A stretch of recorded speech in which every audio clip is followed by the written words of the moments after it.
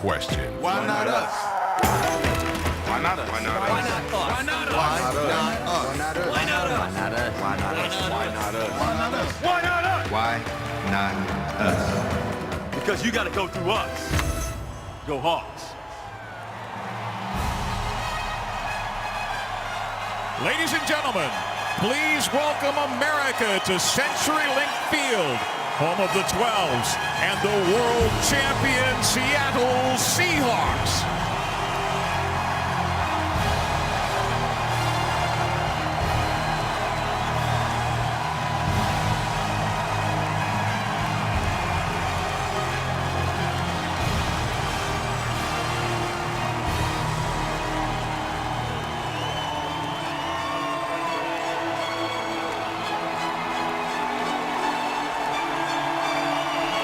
Seahawks fans, your Super Bowl 48 World Championship banner.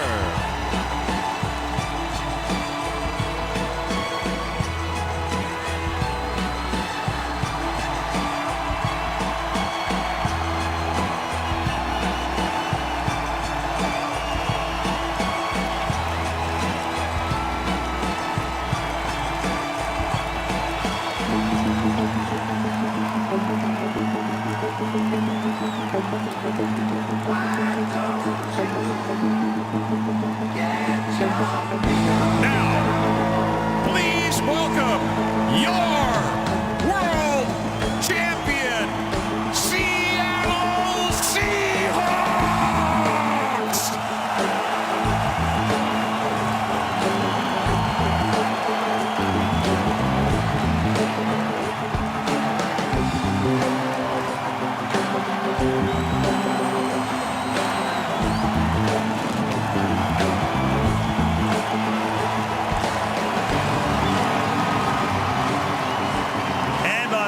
Splitting note, welcome to the season. Al Michaels, Chris Collinsworth, the show before you.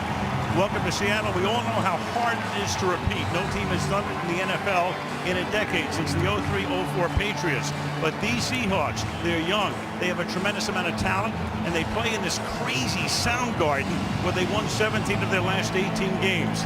But keep an eye, too, on the Green Bay Packers. Aaron Rodgers missed half of last season with a broken collarbone. They still made the playoffs. Aaron's healthy in the prime of his career. They have a stud running back in Eddie Lacy. And if that defense can pick it up in Green Bay, they could wind up on Super Bowl Sunday in Arizona. A lot to look forward to tonight. 6 years now with Chris Collinsworth. Why not us? I guess that's better than why us, huh? that's for sure. Let's look at these Seahawks. We know they can repeat, but how do they repeat? Well, I think they're better than they were last year. Now, defensively, I don't think they can be better than what they did with that historic season last year. But offensively, no question, Russell Wilson's a better quarterback than where he was to start the season. And Percy Harvin is a very dynamic playmaker. We'll get a full season out of him, hopefully. What do you see him tonight? A lot to like with the Green Bay Packers. What's your take? Well, their big three are tremendous on the offensive side. Aaron Rodgers, one of the best quarterbacks in the game. Eddie Lacy, the offensive rookie of the year last year. Big man with great moves. And Jordy Nelson, such a dynamic playmaker down the field. And tonight they take on the Legion of Boom. How do you get better than this? A lot of stars in action and a lot of fun coming up over the next 5 months. And away we go tonight from Seattle, Green Bay, and the Seahawks.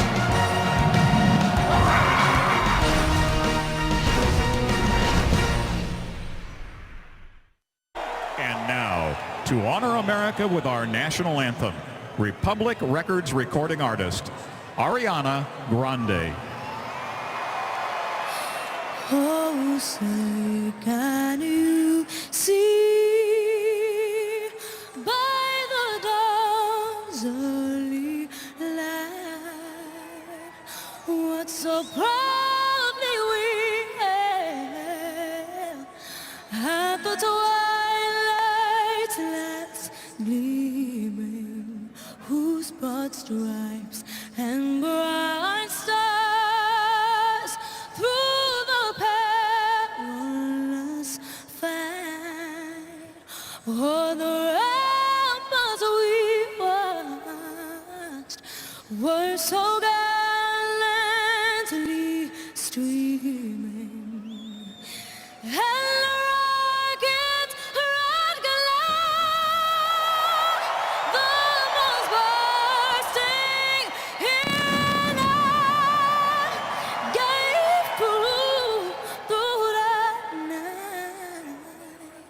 that our flag was still there. Oh, sailors, that star-spangled banner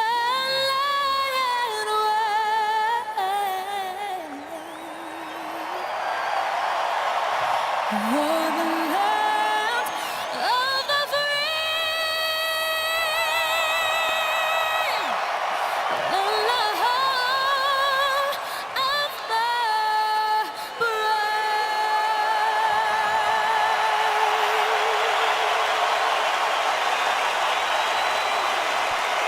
Michelle Tafoya, time to take those earplugs out. It's all yours, Michelle. Well, Al, the last time the Packers visited Seattle, the game ended with that Hail Mary, that controversial touchdown call, which gave the Seahawks the win. But what often gets forgotten is that Aaron Rodgers was sacked 8 times in that game, all in the first half. Now, Rodgers told me those sacks were a product of trying to throw a lot of passes early, and of course the noise. Mike McCarthy said, "I didn't give this place enough credit. We tried to spread them out. It's not a half I'm proud of." Now, Rodgers believes they have a much better plan tonight. They're going to try to run as fast a no-huddle offense as possible, and he wants to call clean plays, those that don't require a lot of adjustment at the line of scrimmage. But still, they're facing the #1 defense in the NFL, and their starting center is a rookie, Corey Linsley, who didn't take any snaps with the starters in the preseason. And then there's the 12th man, Al, and here comes the noise now. It is a tradition here, and there are the 3 honorary flag raisers: Steve Largent, Cortez Kennedy, Walter Jones, all in the Hall of Fame. And they are the 3 Seattle Seahawks whose numbers have been retired. It's a franchise in its 39th season. Walter Jones going in just recently in August in Canton.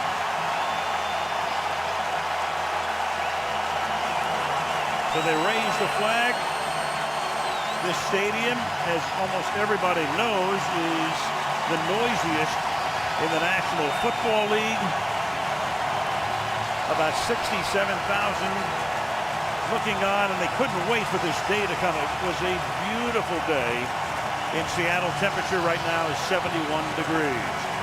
Mike McCarthy has been the Green Bay coach since '06 in his 9th season. Won the Super Bowl in Dallas following the 2010 campaign, and Pete Carroll in his 5th year here won 2 national championships at USC. Previously coached the Jets in '94 and the Patriots in the late '90s, and took them to the title at the Meadowlands. Stephen Hauschka to kick off.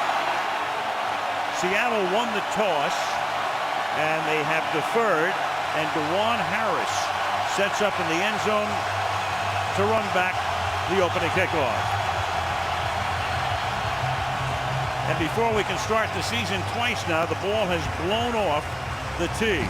It's a little breezy in here, but not normally enough to blow it off the tee. And Hauschka will put it down again, and one more time, and he'll have to get somebody to come over and hold it for him.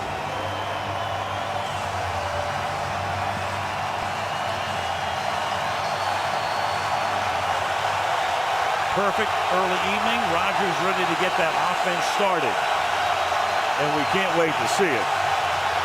And the 2014 season begins with a kick that goes 6 yards into the end zone. And DeJuan Harris will come out and get buried at the 13-yard line. Let's take a look right now at the Green Bay starters. Aaron Rodgers, Butte Community College. Eddie Lacy, Alabama. Jordy Nelson, Kansas State. Randall Cobb, Kentucky. Jared Boykin, Virginia Tech. Richard Rogers, Cal Berkeley. David Bakhtiari, Sarah High School. Josh Sitton, Central Florida. Corey Linsley, The Ohio State. TJ Lang, Birmingham Brother Rice. Brian Balaga, Iowa. And eyes on Linsley. Michelle talking about the rookie center. Makes his NFL debut by snapping it to Rodgers. The Packers indicating they're going to run a warp speed offense. We'll see. They start with Lacy on the ground. He takes the ball out to the 19-yard line. Kevin Williams, the longtime former Minnesota Viking, makes the stop. And now a little sugar huddle. A couple of yards behind the ball. Seattle ready for anything. Obviously, defensively, that defense last year was phenomenal. On 2nd and 4, we have a flag. And this is Lacey chugging his way for a gain of a couple. John Parry is the referee. One of the best. Michael Bennett, I think, came across the line for Seattle. The question was he induced? Offside, defense, number 72, 5-yard penalty, first down. Aaron Rodgers, home or road, doesn't matter with him. On the road in his career, a 3-to-1 touchdown to interception ratio and an NFL record 101 passer rating. So Seattle with a penalty of all crazy things, it's an anomaly. Seattle last year, great defensively, good enough offensively, Super Bowl champs, but led the league in penalties. And here goes Lacey, a healthy dose of him breaking tackles. And the second-year back out of Alabama takes the ball to the 39-yard line where Bobby Wagner stops him after a gain of 15. I think you go back to a guy like Jerome Bettis.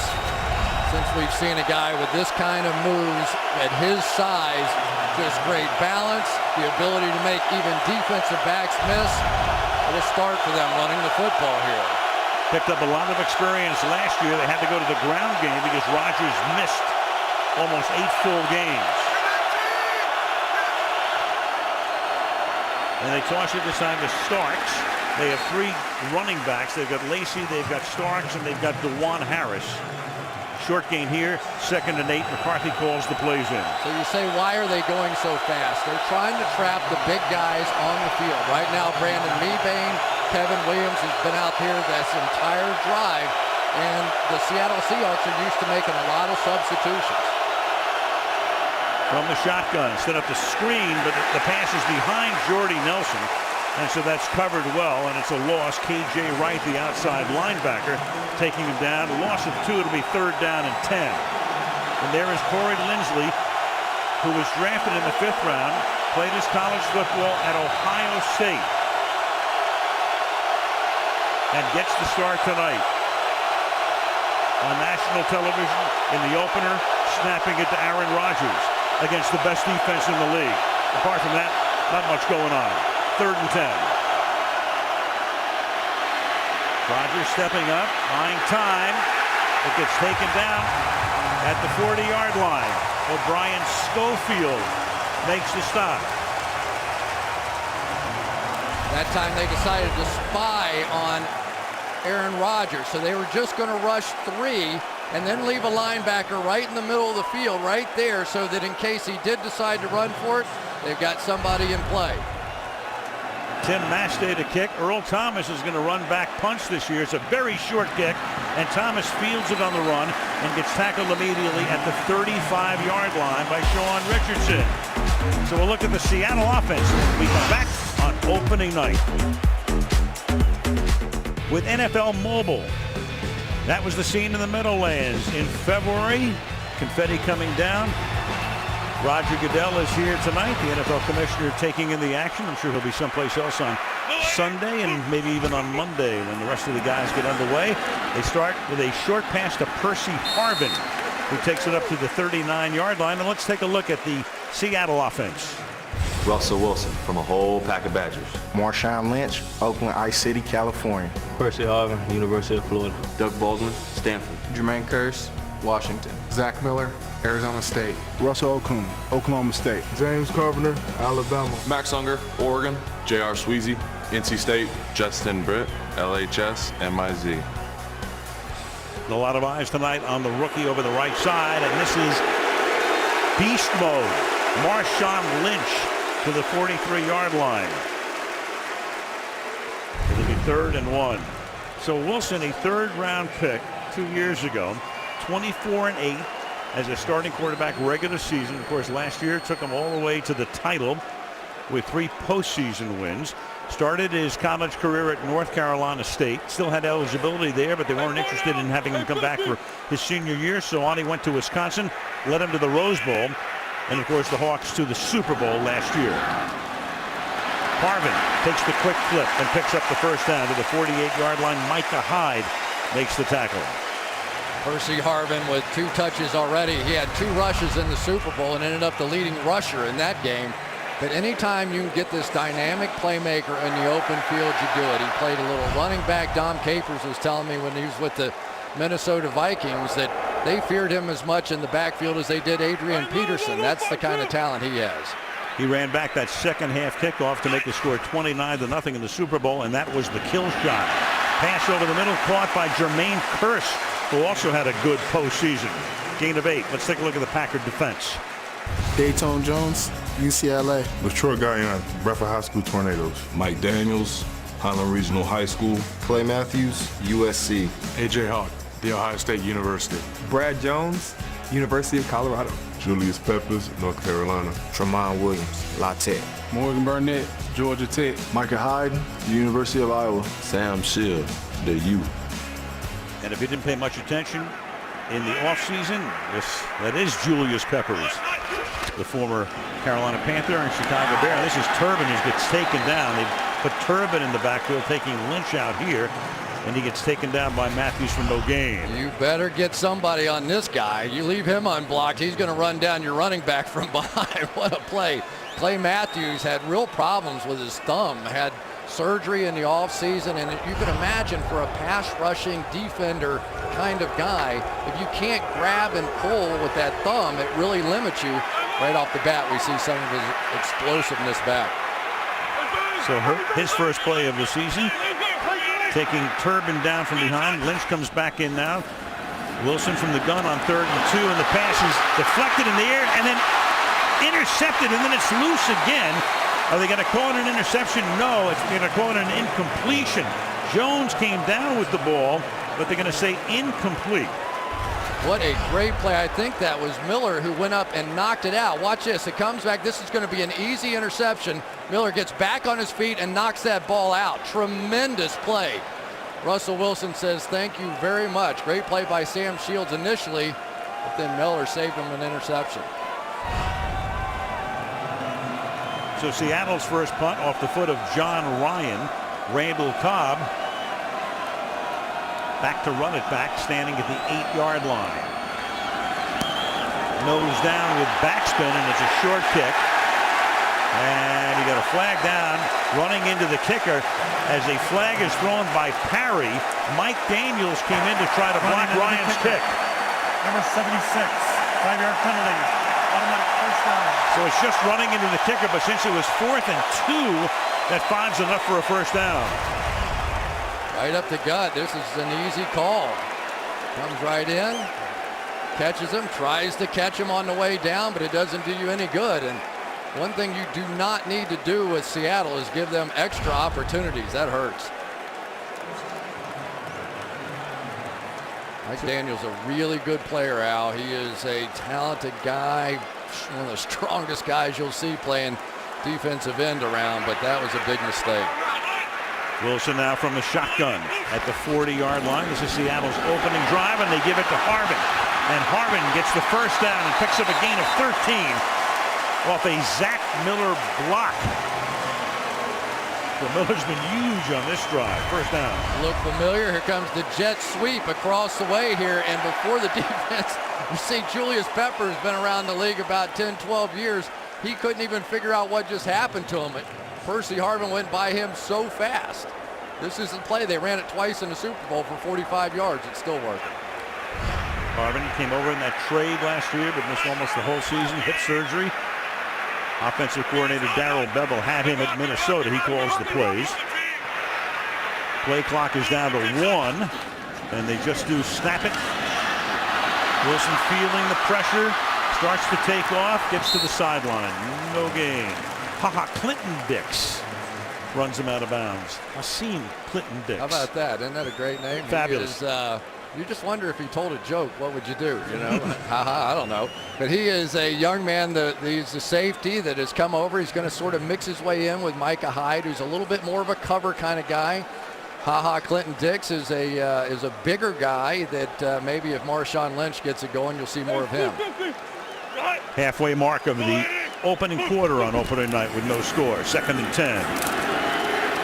Lynch puts that head down and takes the ball to the 21-yard line. It'll be interesting to see how much Lynch carries the ball this year. He's had more than 300 carries in each of the last 2 seasons. He's now 28 years old. Watch the young rookie right tackle Justin Britt on the backside get the veteran Julius Peppers on the ground. And if you can do that with the way that Marshawn Lynch can hit some cutbacks, they end up with some big runs. A lot of pressure on Justin Britt. Very good run blocker. We'll see how he holds up against these excellent pass rushers. Second-round pick, at one time a Missouri high school heavyweight wrestling champion. 3rd down and 5 from the 21-yard line. Blitz coming. Wilson gets it away. The pass is caught, but not enough for the first down, as Doug Baldwin had to come back to make the catch, and forward progress won't net him the first. Tramon Williams is there for the stop. Doing a lot of things already with Clay Matthews. Going to stunt inside here and almost get there, but Russell Wilson's doing such a great job of getting the ball out of his hands, and there's the young rookie on the outside against Julius Peppers. Pretty good down that one. So 4th and 1 as Baldwin had to come back to make the catch, and Williams made sure he didn't pick up the first. This will be a 35-yard field goal attempt for Stephen Hauschka. And what do we have here? We've got a timeout. They almost got caught with too many men on the field. If they had been caught there, if they'd been able to get that snap off, it would have been first down again. 30-second timeout. Almost 2 huge penalties or mistakes on special teams to start this game. Carroll contending that they didn't get the timeout called. Josh Boyd was one of the guys. There's about 13 guys on the field right now, and so they figure it out and start to run off. But Seattle, obviously, they may have tried to get this snap off, and if they had, it would have been a first down. Nick Perry was the other guy to account for the 13. So Hauschka now will reset at the 25-yard line. Trying to put up the first points of this season. John Ryan, who's the punter, will do the holding. Julius Peppers inside there, one of the great kick blockers ever. For many years, and this kick is perfect. So there's your first score of the season. 6:03 left in the first. Seattle 3 and Green Bay nothing. Hey, don't miss a moment of Sunday Night Football this season with NBC Sports Live Extra. Take the game with you anywhere, online, and on tablet. Great shot of Seattle. It's the Ferris wheel, which opened a couple of years ago. Elliott Bay. Look at downtown Seattle, home of the Super Bowl champions. This place was fired up this week, weren't they? Well, I'll say. Man, it was a lot of fun to be here. Lively. It always is, but of course, when you come home as the Super Bowl champion, extra special, obviously. Stephen Hauschka to put it in the air. And down to the end zone by Harris. The familiar sight, of course, is the Space Needle here in Seattle. Back up, please.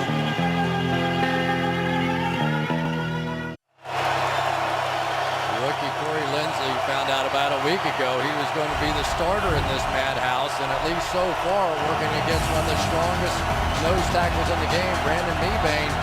Have to say he's done pretty well. Holding his own. You'll see a little bit of his power here coming off the double team. Fighting. He played at Ohio State. He played in the big house. He said on a relative scale, this is a pretty small place. What a way to make your debut. Nice opening salvo for Linsley, a kid from Youngstown, Ohio, as he snaps it to Rodgers on first down, and the pass to the outside is taken there by Nelson. Linsley grew up near Cleveland, but he wasn't a Browns fan. He said, I was a Packer fan. In fact, he was such a Packer fan when he was 7 years old. For Halloween, he dressed up as Brett Favre. I asked him last night, does Aaron know this? He said, no. I said, he will. He really was a nice young man, though, wasn't he? Did not seem overwhelmed at all by this situation. From the 31, Rodgers throwing, and it's Lacey trying to break a tackle, and he gets a lot of help, and he gets gang tackled. Let's take a look at the Seattle defense. Michael Bennett, A.D. Taylor High School. Tony McDaniel, Tennessee. Brandon Mebane, Crenshaw High School. Cliff Averill, Boilermaker. Malcolm Smith, USC. Bobby Wagner, D. Utah State. KJ Wright, Mississippi State. Richard Sherman, Stanford. Cam Chancellor, Virginia Tech. Earl Thomas, DBU, Texas. Byron Maxwell, C.C. Glennon. That defense last year, you look at those numbers, they're right up there with the 1985 Chicago Bears. Fewest points allowed, fewest yards allowed, most takeaways. Phenomenal on every level. Play clock to 0 as Rogers gets it away and then throws into traffic, and it's incomplete. Randall Cobb covered on the play by Jeremy Lane.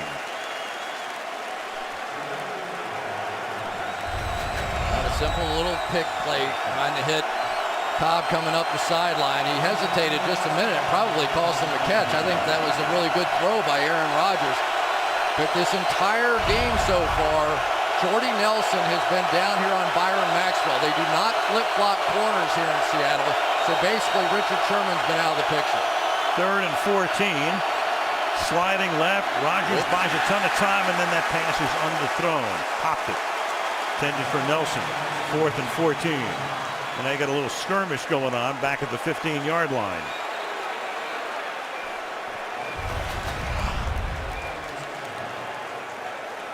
Comes Averill off the corner here. And TJ Lang coming from the backside, the guard, just took Averill out.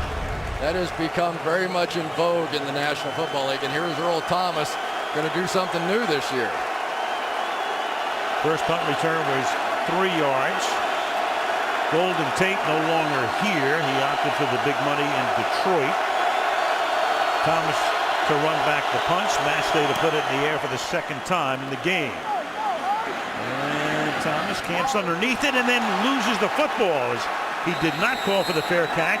The Packers are sure they have it. And we'll wait for the call here from the crew. They have it. So Thomas running back kicks, and House was right there all over him. And I'm surprised Thomas didn't call for the fair catch, and it cost him. Yeah, but Richard Sherman blocked House right into the kick returner Earl Thomas. And Earl Thomas now, that's 2 times in a row. He took a huge chance just trying to field the punt. You know the kind of pride he has. He is a guy that wants to be the tough guy out there. But that's twice now. He took huge chances not calling a fair catch, and this time it cost him. Clinton Dix wound up with the recovery, and that gives Green Bay excellent position at the 34-yard line. 4.5 to go in the quarter. Seattle up 3-0. Lacey and Kuhn in the backfield. Kuhn the fullback. And Lacey follows him and goes to the outside, but he can't turn the corner. And Seattle with Cassius Marsh, a rookie out of UCLA, in on the tackle. No gain. One thing you're going to learn about the National Football League is they're going to play you inside out. They want you to try and outrun NFL defensive ends and linebackers. Unless you're Gale Sayers, you're probably not going to get that done. 2nd and 10. 3 backs now. The tight end Quarles is also in the backfield. And Lacey through the middle, and there's nothing happening there.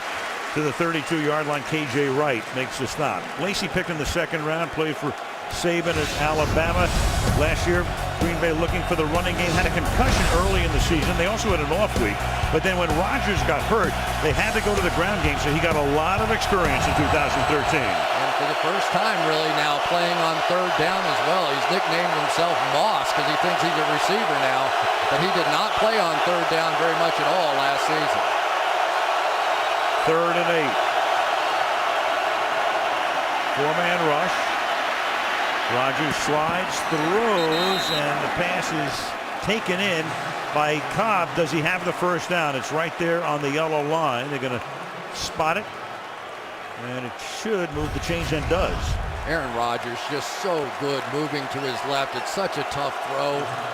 Drills it right in there, but that ability, just like Russell Wilson has, to just slide out of the pocket, buy a little time, picked up that first down. Yeah, 2 quarterbacks tonight who are both great outside of the pocket. They're not bad inside the pocket either. They're just great.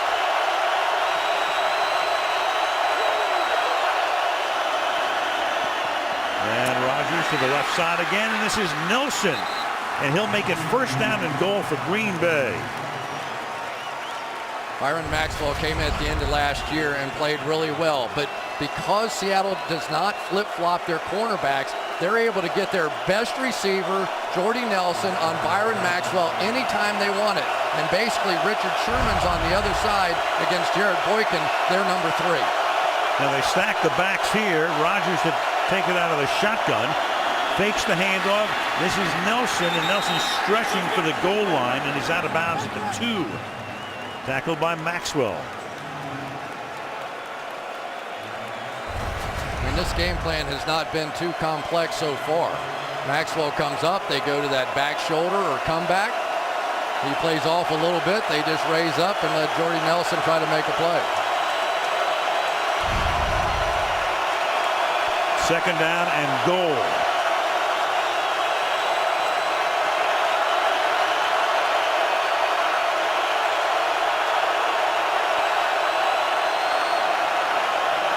No hurry up here. The play clock is at 2, and Rodgers takes the timeout. So he surveyed the situation. Green Bay coming into the game, a lot of talk about they wanted to run 75 plays per game. They did that in the first half anyway, on that pace in a preseason game, Chris. And tonight they've run 14 plays in almost a full quarter. Yeah, and the difference is that the defensive linemen for the Seattle Seahawks last season, they played about 65% of the snaps. That's what they sort of averaged, even on the top end of that. So they're trying to make them stay on the field for an entire drive and wear them down. Rodgers had that broken collarbone last year in midseason, did come back, played against Chicago in that last game of the year, led that tremendous comeback at the finish at Soldier Field, got him into the playoffs. They had home field against San Francisco, but lost in the wild card round.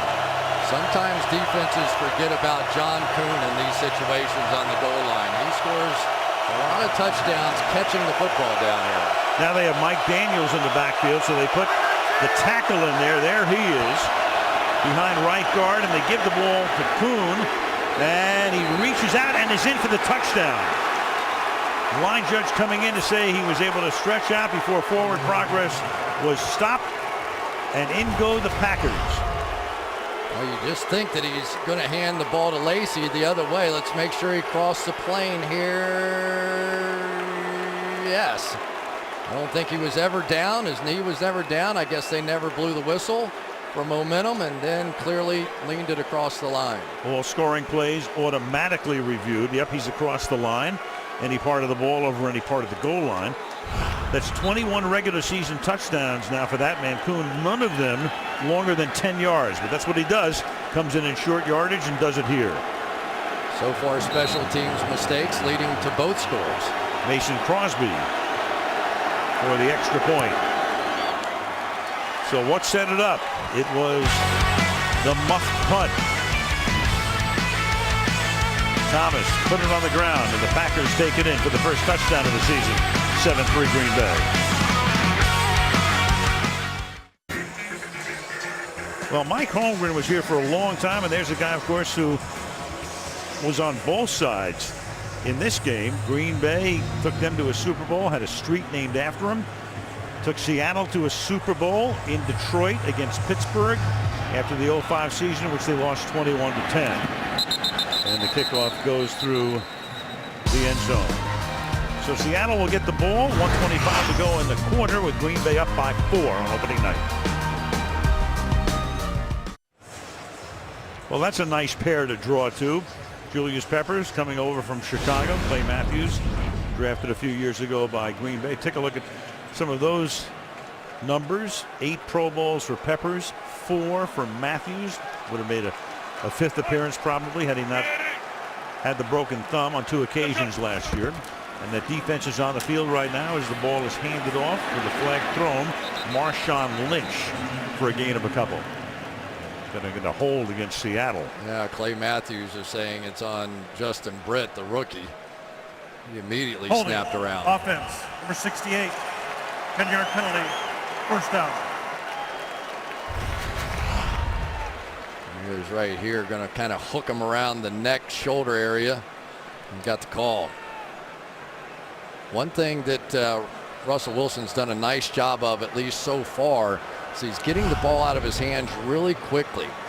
Dom Capers, the defensive coordinator, now feels like he has more healthy pass rushers than he's had in years, and Russell Wilson knew it. He knew he was going to have to get the ball out of his hand. We haven't seen any of his sort of trademark scrambles yet, though.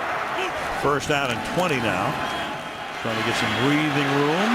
And Lynch is able to provide that as he takes it to the 21-yard line for a gain of 11. Matthews runs him down there. It'll be second down.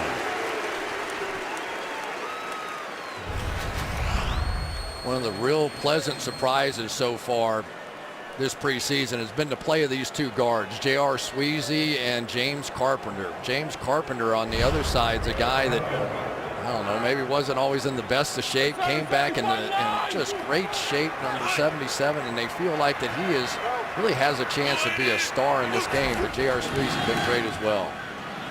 Fake inside handoff to Lynch, and throwing on the run, and the catch is made a yard shy of the first down by Percy Harvin before he goes out of bounds.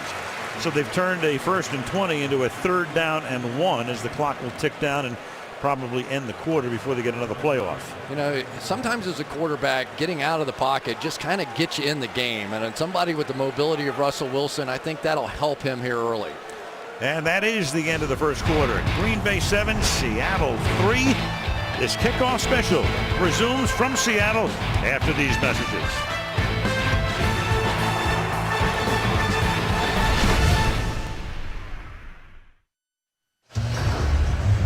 And tonight's aerial coverage being brought to you by Geico.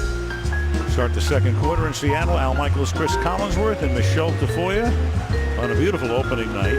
It's 3rd down and 1 now for the Seahawks from their own 29-yard line.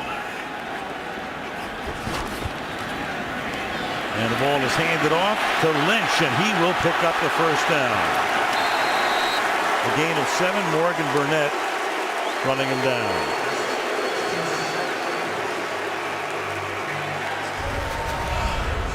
I tell you, Marshawn Lynch is just so good. He breaks more tackles than anybody that I can name in the National Football League, and you think you've got him. He's not a huge guy, about 215, 220 pounds, but one guy trying to get him, it just doesn't happen. Julius Peppers crashed down across the face, and that was Justin Britt able to just ride him right out of the hole. To the outside to Percy Harvin, and he'll get smacked before he can get to the line of scrimmage, and the ball almost came loose there. Clay Matthews is right there to secure him. Clay Matthews is playing angry out here so far. Looked like he tried to rip the head off of Percy Harvin on this one. Come out here, he reads this all the way, quickly gets off the block and just gets Percy Harvin by the head. Jeez. Clay Matthews. I'll tell you what, Al, when he's right and when he's healthy, he has been as dynamic a defensive player as we have in the game. It's always a shame. It seems like something kind of knocks him out of his game. How's that pedigree, by the way? Yeah. And wide open at the 50-yard line is Harvin. And on 2nd and long, Percy Harvin takes the ball into Green Bay territory, and they'll spot it at about the 32. What a move off the ball by Percy Harvin. He's going to come over and duck underneath the coverage here, make Morgan Burnett basically get picked off his own guy, and perfectly done by Russell Wilson. Those crossing routes are just something that are going to give the Packers nightmare. Here's Zach Miller, the tight end on the outside. Boy, is it nice to have a tight end that can block a superstar pass rusher like that. Already 5 catches tonight for Harvin. Oh, they fake it to Lynch. They faked everybody. Lockett makes the catch, gets into the end zone.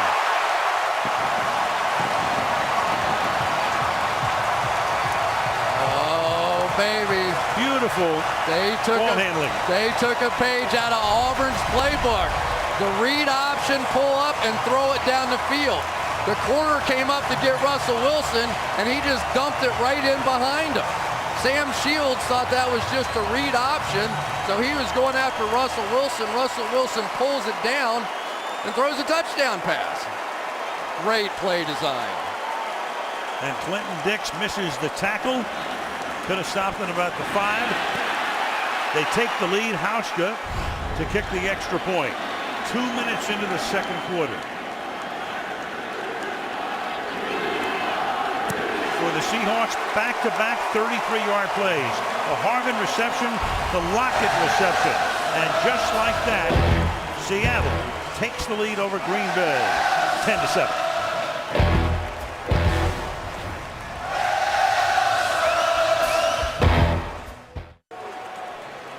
Well, that drive started with a penalty on Britt. They started at the 20. The Britt penalty took them back to the 10, and away they went. It's an 80-yard drive, 2 runs, 4 passes, the back-to-back 33-yarders to Harbin and Lockett. And Seattle has the lead for the first time. 10-7, Seahawks on top. Aaron Rodgers anxious to get back out onto the field. He has begun the night 6 out of 8 for 34 yards. 6 yards into the end zone. Harris hesitated and then comes out and gets the ball to the 16-yard line as we go back to the touchdown. Sam Shields hadn't seen this one. See the read option? He comes up and there's nobody in behind but Clinton Dix. Here he comes. A little change up. That's a play they use a lot in college now. Welcome to the NFL. Beautifully done by Russell Wilson. And then my favorite part, at the end of the play, Russell Wilson looks back and said, Coach Bevel, nice call. And you see him kind of laughing. There they are sitting on the bench. And you could read his lips just a few minutes ago. He said, nice call, Coach. Bevel, one of the top assistants in the league, might have gotten a head coaching job had they not gone so deep into the playoffs last year. Great point. From the 16. And Lacey gets stopped. I mean, it's so tough for an assistant coach to have a chance because if a team needs a coach, they normally want to hire him, Chris, in January. They don't want to have to wait around. So you've got Bevel, you've got Dan Quinn, the defensive coordinator, a pair of guys who might be head coaches right now were it not for the success of the Seahawks. Yeah, both the coordinators had 2 interviews apiece, but they couldn't wait. You know, there's too much pressure to hire a coach for these teams. And Rodgers will dump it off to Lacey. And he gets smacked at the 20-yard line. Meanwhile, for Green Bay, you know, we talk about coaches, and when you think about them, and you've got Lambeau, of course, and Lombardi, and we saw Mike Holmgren, and this guy, he doesn't get what he deserves. Mike McCarthy, 9 years, 9 pretty good years. Yeah, and really he's the offensive coach. He's the head coach, but he's the offensive coach. And you look at their offensive numbers since he's been here, off the charts. They've had a couple of lean years on defense, but not on offense. In the history of the league, he has the 2nd highest points per game average, topped only by Sean Payton. 3rd and 5. And a quick toss on a slant and a first down as Cobb makes the catch. Lane rolls him down, and that moves the chains. Well, Jeremy Lane's had groin injuries, and you just wonder how healthy he's going to be on some of these change of direction. He thought it was going to be that pick play again. He reacted to the outside, and they just changed it up. Give it to Lacey, bounces away. Turns no gain into a pickup of 2 or 3. Bobby Wagner, the middle linebacker, stops him. We had 2 Packers down on that play. Yeah. You got Balaga and you got Richard Rodgers, so you got your right tackle and your tight end. So a pair of Packers are down and needing attention. Saturday night, one of college football's great rivalries, Notre Dame and Michigan. You can warm up for it on NBC SN at 6:30 Eastern, and then the game at 7:30 Eastern time. Fighting Irish and the Wolverines here on NBC. You had Rodgers and Balaga both going down on the same play. We'll take a look at how it happened. Yeah, Cliff Avrill's going to jam Balaga's head right back into Richard Rodgers. I think Balaga may have gotten a little concussion-like symptom there, and not sure what happened to Rodgers, the tight end. So Balaga out. That's Sherrod, number 78, Derek Sherrod, 4th-year guy out of Mississippi State. Andrew Quarles comes in at tight end, and the inside handoff goes here to Starks, and he gets taken down after a very short gain by Bobby Wagner. Got a little taste of that hard tackling that they talk about. This team does about as good a job of wrapping when they tackle as any team in the National Football League. They take great pride in sort of their rugby style of tackle. 3rd down and 4.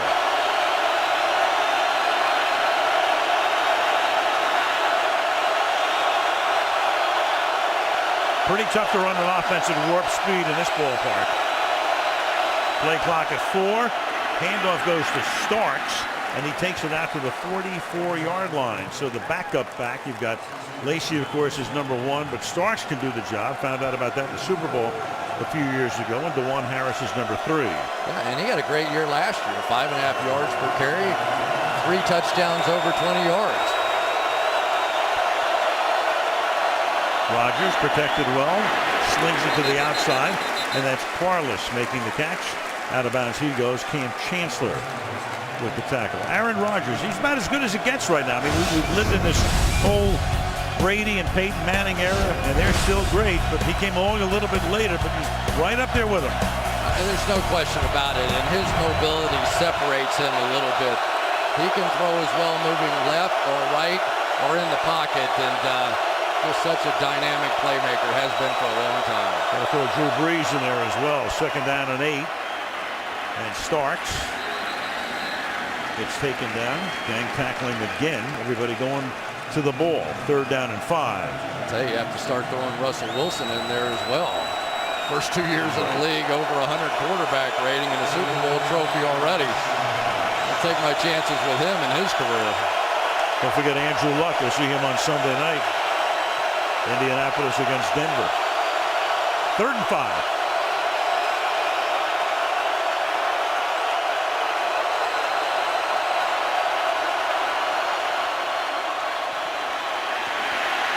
Rodgers escaping, buying time, deep downfield into traffic, and 2 flags. Cobb trying to turn around. You had Wagner going all the way downfield with him, and Bobby Wagner getting tangled up with him, and 2 flags come in. Well, pretty amazing that Bobby Wagner can run that far down the field with a guy like Randall Cobb, but once that ball's in the air. Interference, defense, number 54. Automatic 1st down, spot of the foul. So difficult for anybody to learn to turn their head, and middle linebackers just aren't used to doing this. When the ball's coming, you got to turn your head, or just the receiver's action of going back into the defender is an automatic pass interference. That's a 44-yard penalty. 1st and goal from the 7-yard line.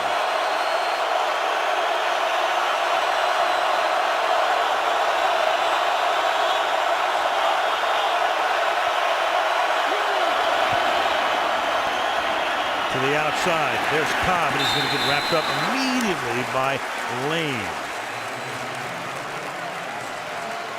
Had that play where Jordy Nelson never turned around to look for the pass. He simply was going to block coming off the line of scrimmage. They're going to try and get it here and just beat Jeremy Lane to the end zone, but Jeremy Lane just beat him to the punch. Under 8 to go in the half. Seahawks by 3. Green Bay threatening with a 2nd and goal. Lacey keeps the legs going, takes the ball just inside the 5-yard line. 3rd and goal. Now, correct me if I'm wrong, but I think on every single snap, Jared Boykin's been on Richard Sherman. There hasn't been one ball thrown over here to this side. And now you've got Jordy Nelson in the slot with Andrew Corliss on the left side. Looks like you're going to have some kind of zone because they've got a linebacker out on Jordy Nelson. Green Bay going 4 wide. Rodgers out of the gun. Buying time, slinging it too high. Thomas covering on the play, intended for Nelson. And that'll make it 4th down. Yeah, it's a good thing that Aaron Rodgers threw it where he did, or Earl Thomas is going to have an interception. Rodgers saw him and was hoping Jordy Nelson would slide away from him, but I don't think Jordy Nelson ever saw what Earl Thomas was doing. So they can't cash all the way in on that 44-yard penalty. Have to settle for a field goal attempt. Mason Crosby had a nice comeback year last year after a very poor season in 2012. And this 23-yard attempt is good. Aaron Rodgers a little frustrated after that drive, which ends with 3 instead of 7. The game tied at 10.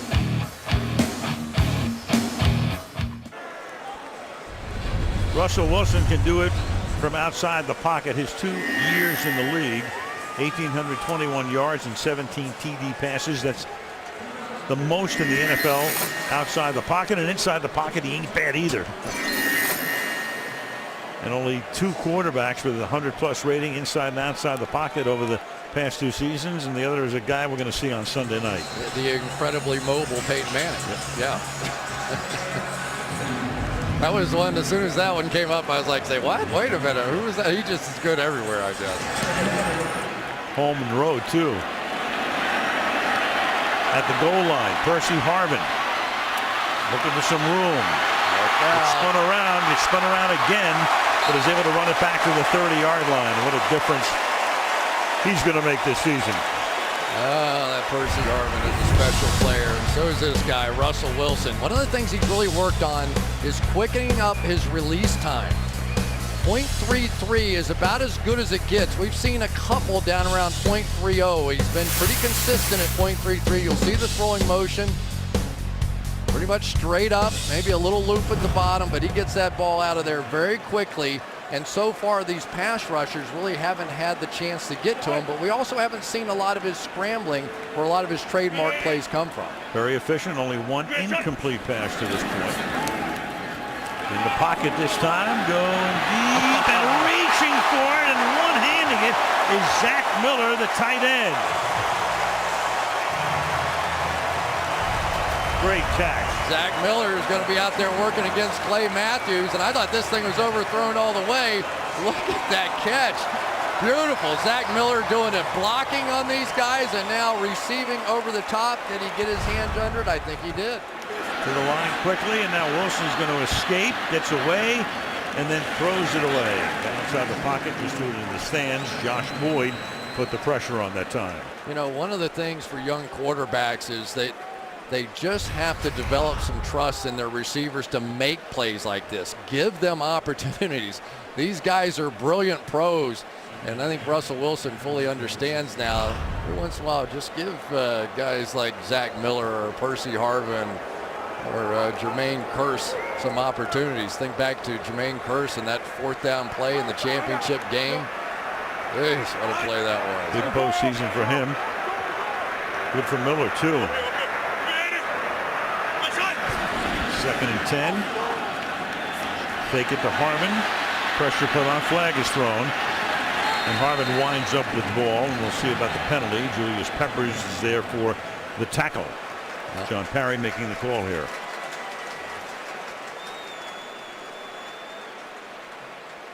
Offside, defense, number 56, 5-yard penalty, replay, 2nd down. And that's Julius Peppers. You know, Julius Peppers really had never played an outside linebacker, and he was getting ready to go to Carolina, thinking he'd just go home and finish his career there. And then the Green Bay Packers called and said, how'd you like to be a stand-up 34 outside linebacker? He said, I've been waiting my whole life to have a chance to do that. He loves it, and you've got to assume he's going to get better and better at it as he goes. But he flew north instead of south as the handoff is taken by Lynch. And Marshawn Lynch to the 20-yard line. Run down by Morgan Burnett. That's a gain of 21 yards. Fullback just in the game, Derek Coleman. Watch this block.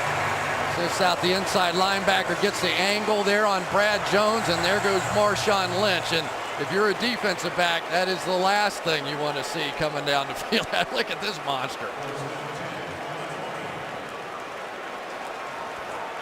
5'11", 215. Who can ever forget that day against New Orleans in the playoffs a couple years back on that run he made. High snap. Percy Harvin in the backfield. And Harvin takes it to the 11-yard line. Harvin can line up a lot of places.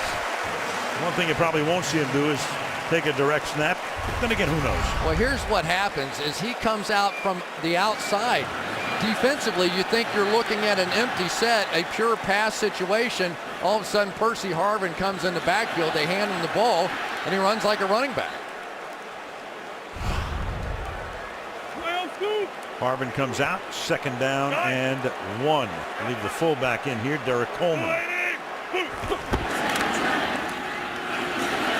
To the outside, Lynch would have been stopped. Instead, is able to move forward and pick up the 1st down. Broke away from Clinton Dix.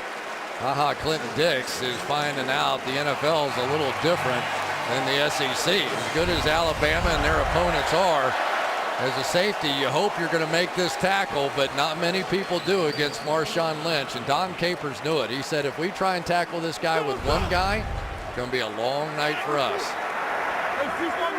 Under 4 minutes until halftime. It's 1st and goal.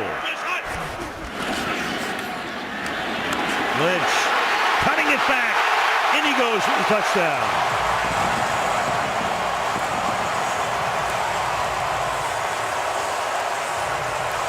Marshawn Lynch picking right up where he's left off the last 2 years. 7 carries, 59 yards, and a touchdown to give Seattle the lead again.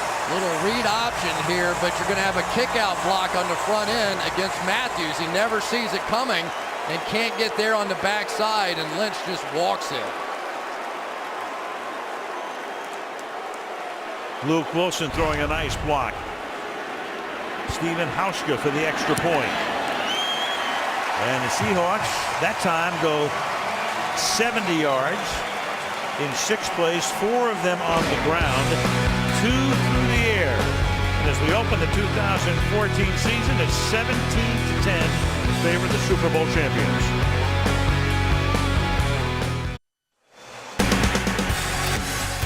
Well, the Stars coming up all fall and even into the winter. You'll see all of these guys at one time or another on Sunday Night Football. Beginning this Sunday with Carrie Underwood leading us into the game. And congratulations to Carrie. She's going to have a baby. It's so exciting. Mike Fisher, congratulations. Yep. And we love having a superstar like Carrie Underwood kicking off our show every Sunday night. She is fantastic. Busy household. Mike Fisher ready to go to training camp with the Nashville Predators of the National Hockey League. That's taken by Micah Hyde in the end zone, and we go to Michelle. Well, right tackle Brian Balaga went to the locker room after they looked at his left knee and took the brace off his left knee. Now keep in mind, he missed the entire season last year with a torn ACL in his left knee. He is questionable to return. As for tight end Richard Rodgers, whom he collided with, he has a stinger. That's sort of a nerve irritation in his neck. He also is questionable, Al. All right, thank you, Michelle. There is Rodgers. He's standing along the sideline, rookie out of the University of California. Mike McCarthy sending in the play here. 3:41 remaining in the half.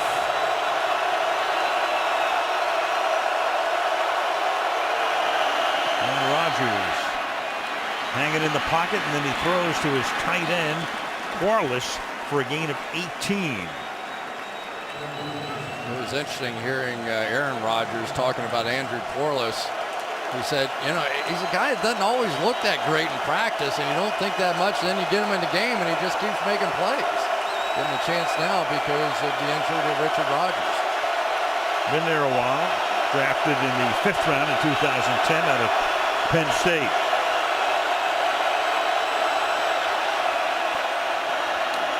Lacey behind Quarles. And that Seattle defense is right there to meet him at the line of scrimmage, led by Bobby Wagner, 3rd year. They picked him in the 2nd round in 2012. He's the 2nd rounder, and Wilson's the 3rd rounder. Boy, they draft so well in Seattle. John Schneider, Pete Carroll, and the free agent pickups have been great too. Wagner, the leading tackler both his years with the Seattle Seahawks, had a hamstring injury. Didn't play much in preseason, but playing great so far. 2nd and 10. Crowd in full throat here. Play clock down under 5. Oh, and Rodgers, he started to call for time, and then you got the rookie center who wants to snap it, and he's getting an earful here from Rodgers. But Rodgers calling time. Prior to the snap, timeout Green Bay. Team's 3rd. 30 seconds. That's their final. TV timeout. Looked like the Super Bowl. Yeah. Michelle Tafoya back in Seattle. You've seen Aaron Rodgers at the line of scrimmage trying to communicate with his linemen. Well, head coach Mike McCarthy radios in the plays to speakers inside Aaron's helmet. We have a helmet with similar speakers, and we've got a radio just like Mike McCarthy's. Let's see what it sounds like in all this noise, Al.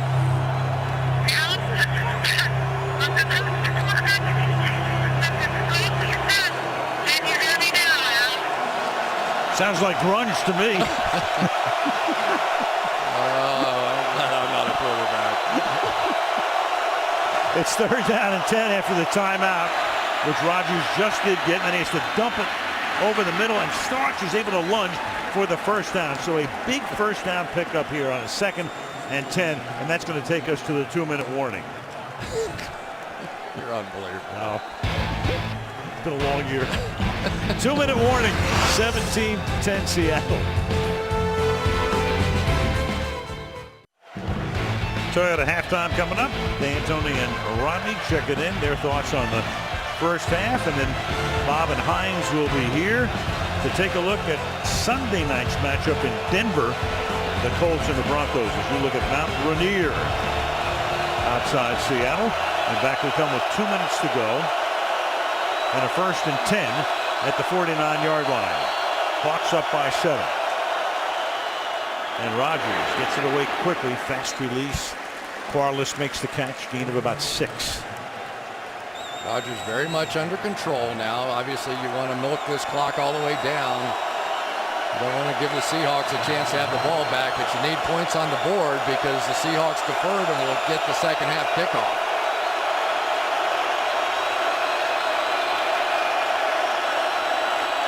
Green Bay running its 31st play. It's a swing to Starks, and he's going to be forced out of bounds to make it 3rd down. Bobby Wagner is there, and that's going to make it 3rd down and 3. Richard Sherman says, man, I got to do everything I can to keep from getting bored. Well, he must be bored tonight because nothing. 0 has come his way. Yeah, I mean, that's what's going to happen to him. You ever see him do that thing where he goes, like he's yawning? That's what it is, because by formation, you can go away from him because he stays on this side. So they have just left Jordy Nelson on the other side. Play clock at 4. They run a stunt up front. Rodgers able to step away from it. Throwing on the run. And Rodgers, was he across the line? He had the first down. 45-yard line, he did. All he had to do was take another 2 steps, and he had that first down. Sure. Well, maybe not. That was Bobby Wagner was coming up on him. Maybe that was what he was thinking. But a guy as elusive as Rodgers is, there's the line, and it's not over the line. As long as that back foot is still on that line, it's not a penalty. But I just thought he had a chance to run for it. So 4th down, now they'll have to punt, give the ball away. Earl Thomas, let's see what he's going to do with this one. Match day's kick. And they're going to let it bounce, and it takes a nice Seattle bounce as it comes back to the 17-yard line. That Seattle player was really close to that ball, and I think that's what the Packers are saying. If it just touched his foot. Right. Jeremy Lane, if it touches him, it's a live ball. Did not. Of course, they want a flag. They want to look at it. Let's see if this ball touches the foot of Jeremy Lane. I don't think he really knows where it is. Yeah, it did not. No. Not until the Packers player touched it anyway, for sure. Green Bay touched it first. I think he was close. Yep. Seattle. John Kuhn, who was the first guy there. So you've got 66 seconds. And Seattle has all of its timeouts. You know, a year ago at this time on opening day, I think you probably run it a few times, get out of here because Green Bay doesn't have their timeouts. After what we saw out of Russell Wilson tonight and in the Super Bowl, they probably let him work this a little. These bombs away if they want. Turbin is in the backfield. Swing it to the outside. It's a low throw, and it's caught there just in bounds by Doug Baldwin, and he can't get out of bounds. The clock will keep going under a minute. Pete Carroll looking up at the clock. They have all of their timeouts. Don't take one here. 2nd down and 6. And Wilson under pressure and runs right into Matthews. A flag is down. You got Matthews and Peppers both there. And a flag is down in the secondary at the 32-yard line. Oh boy, this one's going to hurt. You go from a sack and into the half. An automatic first down if it is. It is. Illegal contact defense, number 59. 5-yard penalty, automatic first down. Inside linebacker Brad Jones, and there goes the sack, and Seattle has a first down. Little double move here by Zach Miller, and you could see the grab. Not a difficult call at all. 35 seconds. We're going to put 3 more seconds back on the clock. There it is, 35 seconds. The ball is at the 26-yard line. And again, Seattle is going to get the ball to start the second half. Trying to cash in here at the end of the first. Turby will take it up to the 35-yard line, and now they'll take a timeout right here with 27 seconds. And we can tell you that this kickoff special is being brought to you by GE, presenting the boy who beeps. By Toyota, let's go places. By Verizon, more live games than ever before with NFL Mobile. And by McDonald's, official sponsor of the NFL. I'm loving it. Pharrell Williams, little performance, going to be on The Voice this year. Love that show. Get lucky. Not you, I mean, just general. I was born lucky. Quarterbacks tonight. Not too many incompletions in this game. Only touchdown pass belonging to the smiling Mr. Wilson. Before this one's said and done, one of these two quarterbacks is going to scramble around and make a big play that may end up deciding it. On a Hail Mary. Second and 3. And Wilson deep downfield, underthrown and incomplete, and almost intercepted by Clinton Dix.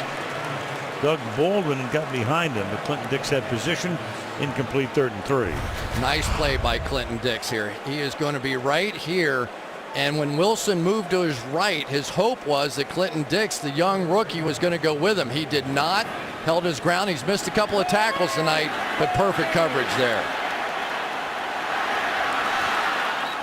An angry Doug Baldwin got him. That was pretty funny stuff, wasn't it? Yeah. They talk about every day Doug Baldwin's angry at something. 3rd and 3. And they'll keep it on the ground, and chugging to the 42-yard line is Turbin. And they will take a timeout. 14 seconds left.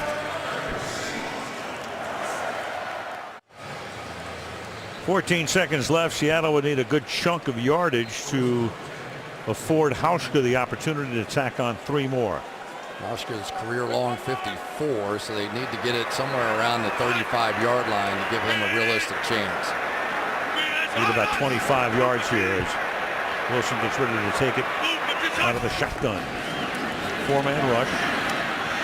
And Wilson's going to have to throw that away, and that's going to chew up a total of 4 seconds, leaving 10 on the clock.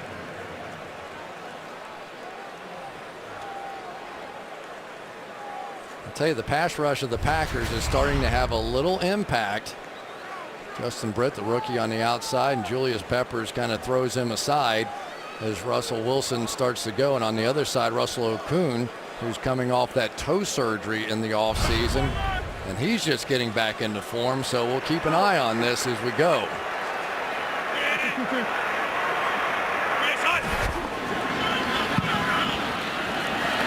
Wilson. Well, he's going to run with the ball and then gets it to the 48, but even with a timeout here, that's going to be well out of Hauschka's range or anybody's range, and that'll do it for the first half. So on opening night, Seattle leading Green Bay by a score of 17-10, with the Hawks getting the ball when we start the second half. Coming up next, Toyota halftime after these messages from your NBC station.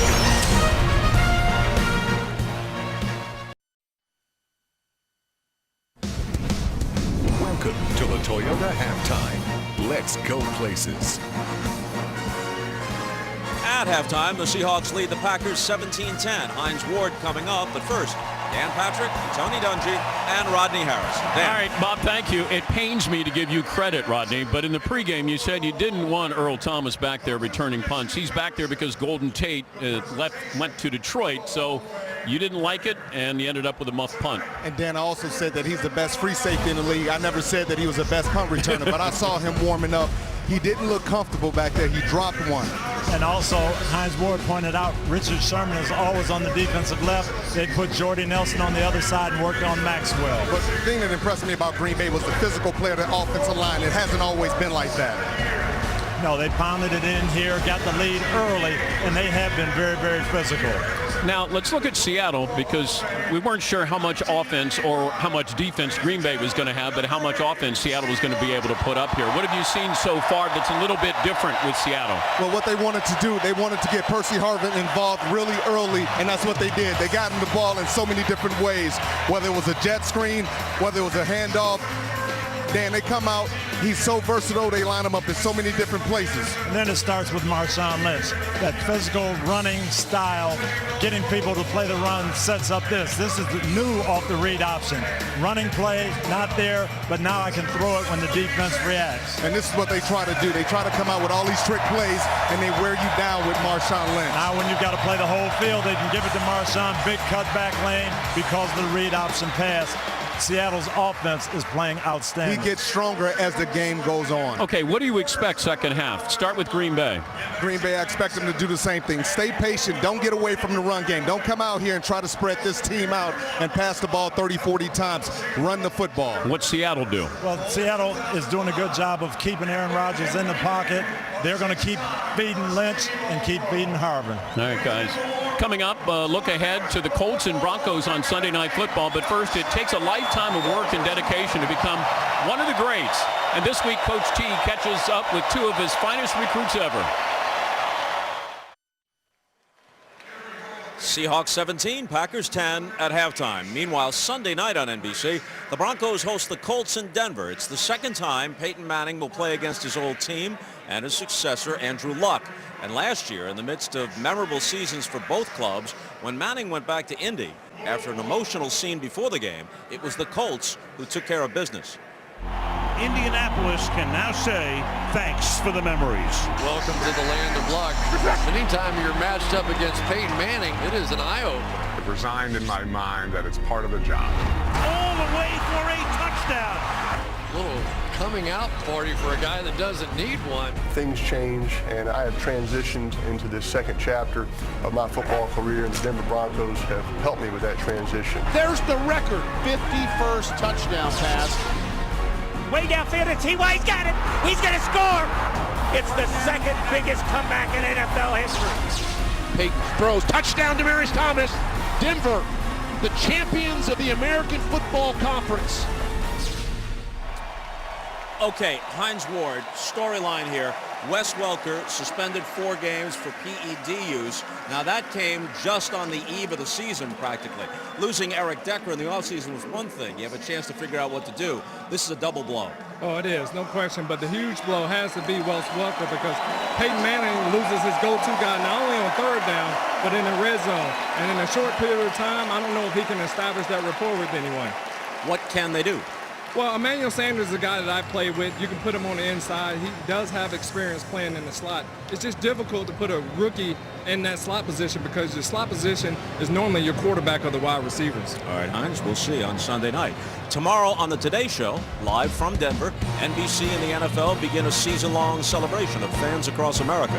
It's called Together We Make Football, and Josh Elliott is already on a flight to Denver so he can be up early for today, and that's extra early Mountain Time. Also Sunday morning, Chuck Todd debuts as the new host of Meet the Press, and he will have an interview with President Obama. Here in Seattle, it's the Seahawks 17 and the Packers 10, and the second half is next. This has been the Toyota Halftime. Let's go places. NFL Kickoffs Game Changers, brought to you by Bose, official sound of the NFL.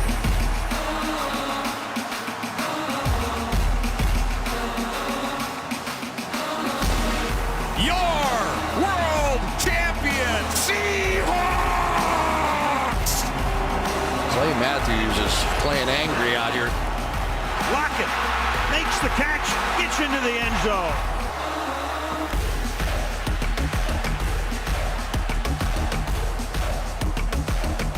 Bose, official sound of the NFL. Well, the first half of the first of 256 games this season. regular season completed. A look at downtown Seattle. Al Michaels with Chris Collinsworth, Michelle Tafoya. First half buzz with the score: Seattle 17, Green Bay 10. Earl Thomas fumbled a punt return that led to a Kuhn touchdown run to give Green Bay the lead. Meanwhile, Percy Harvin out almost all of last season after hip surgery. Had a big first half with 5 catches. Aaron Rodgers averaging only 4.8 yards per pass and 86 yards as the defense has done its work for Seattle. And Marshawn Lynch in midseason form with 7 carries for 59 yards and a 9-yard touchdown run. Yeah, no B.J. Raji, I think, is hurting a little bit when you're trying to stop Marshawn Lynch, their great nose tackle. Here's the kickoff, and Harvin told us yesterday he's coming out. If it doesn't go out of the end zone, and he does here, but not very far. Good special teams work by Green Bay. Ball at the 13, and we go to Michelle. Well, Earl Thomas had that muff punt in the first half, and Pete Carroll told me at halftime he spoke to him, and he trusts he'll be making the right decisions from now on. As far as what he expects from Green Bay's offense here in the second half, he said we just have to keep them in front of us. Meanwhile, for the Packers, Brian Bulaga, their right tackle, is done for the night with that left knee injury. As far as the pace of the Packers offense, we expected them to go at warp speed, but Mike McCarthy told me, I have no problem with the pace of our offense. What I have a problem with is us not breaking tackles and us not making tackles on defense. All right, thank you, Michelle. And that could be a very significant injury to Bulaga if he is out for any period of time. In terms of the pace, they ran 32 first half plays. Meanwhile, Lynch off and running again, and that'll take him over 70 yards as he picks up 14 on the first scrimmage play of the third quarter.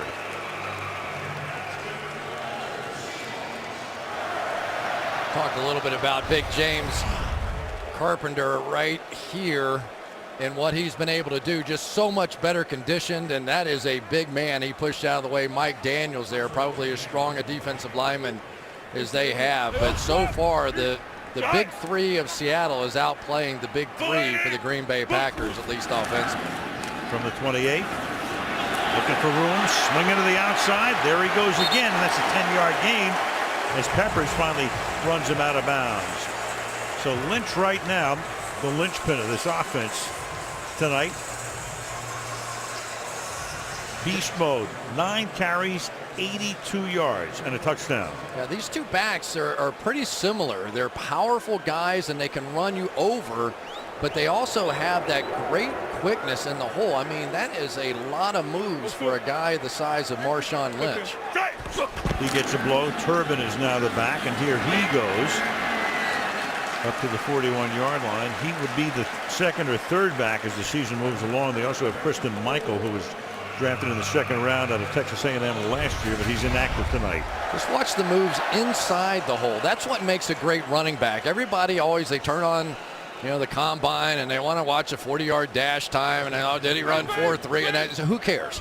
Because all that matters for running backs is how does he do in tight spaces and can he make people miss? And Marshawn Lynch, I think, may be the best in the league as far as a big back. And can be a steamroller when he has to be. From the 41. Stepping up, Wilson hit as he throws. They got him by the back foot, and the pass is incomplete. Peppers putting the charge on, 2nd and 10.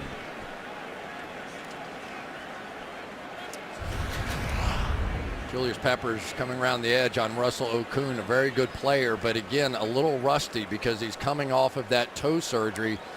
And Russell Wilson, even against the 5-man rush, one of the things they were worried about in Green Bay was rushing him with just 4 because that always leaves a gap somewhere for Russell to step up and through.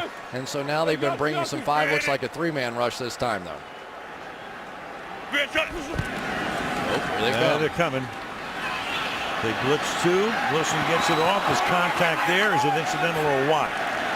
Lockett is the intended receiver. McCarthy wants a flag. Sam Shields covering on the play. No offensive interference. 3rd down.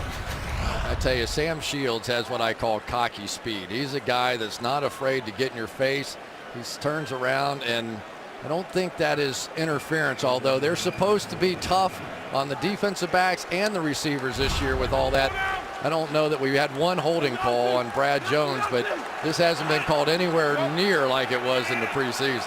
Preseason they were flagged crazy. There goes Lynch setting up in the slot out of the empty backfield. And the pass is caught over the middle by Doug Baldwin, who turns the other way. Can he get around the corner? No, and that's a great tackle by Sam Shields.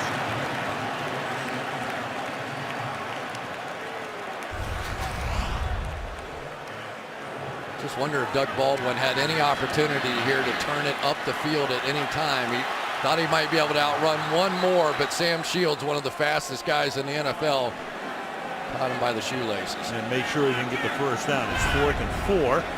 Randall Cobb sets up at the 9-yard line. John Ryan, one of only 3 Seahawks who predated Pete Carroll coming here in 2010, who remained.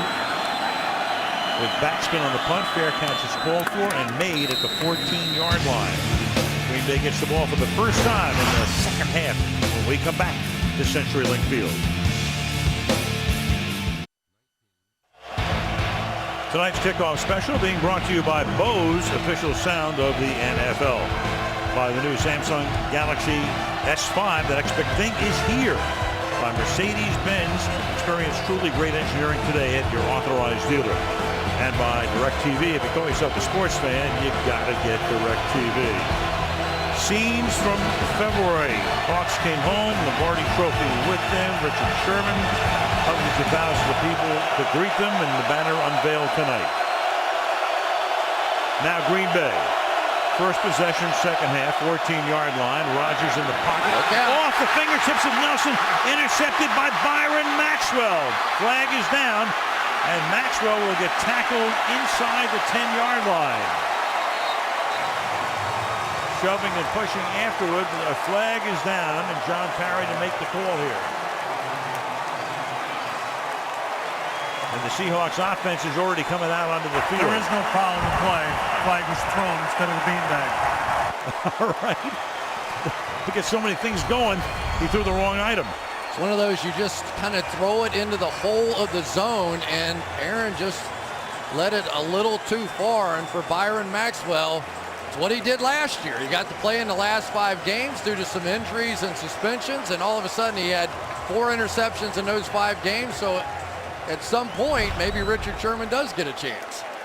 Well, Brandon Browner is gone, so Maxwell took over.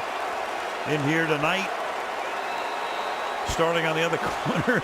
And that's Sherman. Loves it. He's thrilled because he knows if he makes plays, eventually offenses have to balance out. No doubt. That sets him up at the 8-yard line on a 1st and goal.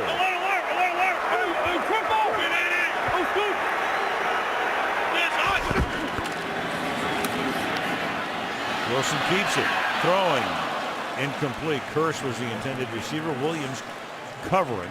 It'll be 2nd and goal. Same play they scored the touchdown on earlier. That's that read option pass. That time Tramon Williams, I think it was, did not take the bait. He's off and inside, and instead of coming up to attack Russell Wilson here after that fake, he stayed back with his receiver, and he had to throw it away. Watch Tramon Williams, his eyes on the quarterback, takes a little false step, but then recognizes it. Good play. 2nd down and goal. Lynch lining up deep in the backfield. He picks his way over the left side down to the 3-yard line. 3rd down and goal early in the 3rd quarter, and that's 10 carries now for Lynch for 87 yards. One of the guys we haven't talked much about, Max Unger, right in the middle, their Pro Bowl center. Nice job reaching, and you just have to wonder, I think that's LaTroy Guion in there, yep. And he did not play very much either after getting let go by the Minnesota Vikings, and right now Unger may be wearing him down a bit. 3 receivers set to the right. Lynch goes to the left, and the pass is batted at the line of scrimmage. And taken in at the 3-yard line. Nick Perry covering on the play. Pass incomplete. So 4th down and goal, and in comes the field goal group. Nick Perry's had a bunch of injuries, but a big play here. And for Russell Wilson, that's the 2nd tip ball that could have possibly been intercepted that he sort of escaped. So sometimes you're good and sometimes you're lucky and sometimes you're both. I think Russell Wilson is both. Hauschka now for a 20-yard field goal attempt, about the distance of an extra point. And that's good to give them a 2-possession lead. Early in the third, Seattle up 20-10 over the Packers. Paul Allen also owns the Portland Trail Blazers of the NBA. Chairman of the Seahawks, has owned this team for well over a decade. Made about $1 gazillion at Microsoft. He was there with Bill Gates. And there's the Super Bowl 48 ring that the Seahawks and the staff will get. You go back to Super Bowl I, and that's what the Green Bay Packers wound up getting after they beat Kansas City. Of course, owners come in all shapes and sizes. Steve Ballmer was there at Microsoft. He's a little bit different than Paul Allen. Yeah. You think? Yeah. Owning the Clippers. That's a little bit different, too. I would take either one of them. Either ring? Yes, sir. It still means the exact same thing. I don't care how many diamonds are in it. True. Well, unless you make a comeback, your career record's going to be 0-2 in the Super Bowl, right? It doesn't look good. No, it doesn't look really good. Well, the Legion of Boom, they're getting it done so far, and let's give some credit to Byron Maxwell.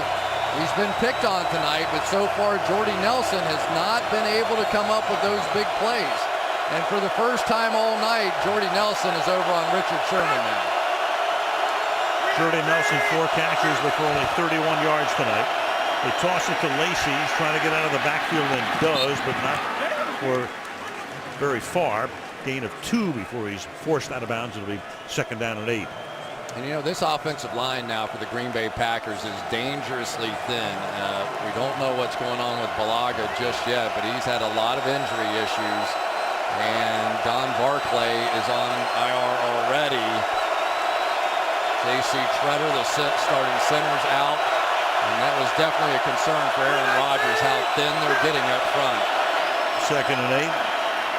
Lacey. And we go to Michelle. Well, one of the members of the Legion of Boom, Jeremy Lane, is out with a groin injury. He was limited in practice all week because of that groin injury. He plays nickel Al, but no more tonight. So he is out. That probably means Marcus Burley will be in. The other guy exactly right. He's out there. Yeah, Darrell Simon is another guy that they like a lot, but he's inactive tonight as well. Yeah, Marcus Burley came over in the 6th round pick trade with the Colts. Let's see if they go after him with Randall Cobb. 3rd and 6, and they will go to Nelson instead. Jordy Nelson pulls it in, making the catch along the sideline, and that's enough for a 1st down. Just sort of flip it back over, and here's Jordy Nelson going to go a little back shoulder. Maybe a little push. Looked like kind of got it with just one hand. That's what these receivers have gotten to now. They sort of hold off the defender with one hand and catch it with the other. Back to the ground. Lacey spinning away, but then he gets spun down. Bobby Wagner coming in to clean it up at the end. I tell you, this run defense has been the most impressive for me so far for the Seattle Seahawks. Yes, sir, we know about the Legion of Boom, and they get all the credit, the pass rushers up front, Michael Bennett and all those guys. But Bobby Wagner, if they can't stop the run, they can't get into all their kind of coverage things that they want to do. And it was about mid-season last year. They gave up a couple of big running days. They managed to win both games. I think it was Tampa and the Rams. But from then on, they started doing a lot of tackling drills, and they turned their season around. 2nd and 12. Rodgers, quick release, and Cobb can't one-hand that one. And it will be 3rd down. That's Marcus Burley covering on that play, so they go his way. Well, he just paid for that 6th round draft choice. Here you go right here, going to try and swing him up the boundary again. Same sort of play. And you can imagine the kind of pressure he must be feeling coming into the Legion of Boom, and now he's going to be the guy they're going to pick on. Forget about Byron Maxwell. He already got an interception. Just got here this week in that deal with the Colts. 3rd and 12. And Rodgers finding time, hits Cobb over the middle. for a first down. Tackled by Wagner and Chancellor. And that moves the chains on the 3rd and 12. It's a gain of 23 yards. Let's give some credit here to the big guy, Derek Sherrod, working against one of the best pass rushers in the game, Cliff Averill. Here's a guy who was a first-round draft pick and ended up with a broken leg and some real issues. Hasn't been much of a factor, but pressure's on him now. Quick drop, pass to the outside. Jordy Nelson will take it. And he's shoved out of bounds by Maxwell after he picks up 6 yards. It'll be second down and 4. Well, you've got Jordy Nelson on the outside whenever they give him just a little bit of room. And offensive players, they're going to allow them to do those kind of offensive stiff arms and get away with it. 6 catches for Nelson, 45 yards. Starks and Corliss now come into the backfield. Fake to Starks, and then it's knocked down at the line of scrimmage by Kevin Williams, part of that famed Williams wall. He and Pat Williams for many years in Minnesota. They picked him up in the offseason. Kevin Williams, one of the great players, sort of at the end of his career now, but they were really happy to get him. They lost a lot of big guys out there. Red Bryant, Clinton McDonald, and they needed somebody else because in this division against the 49ers and Frank Gore, you better have some big guys in there to play the run. Clemens as well. In fact, the Seahawks are -6 guys who were regular starters last year.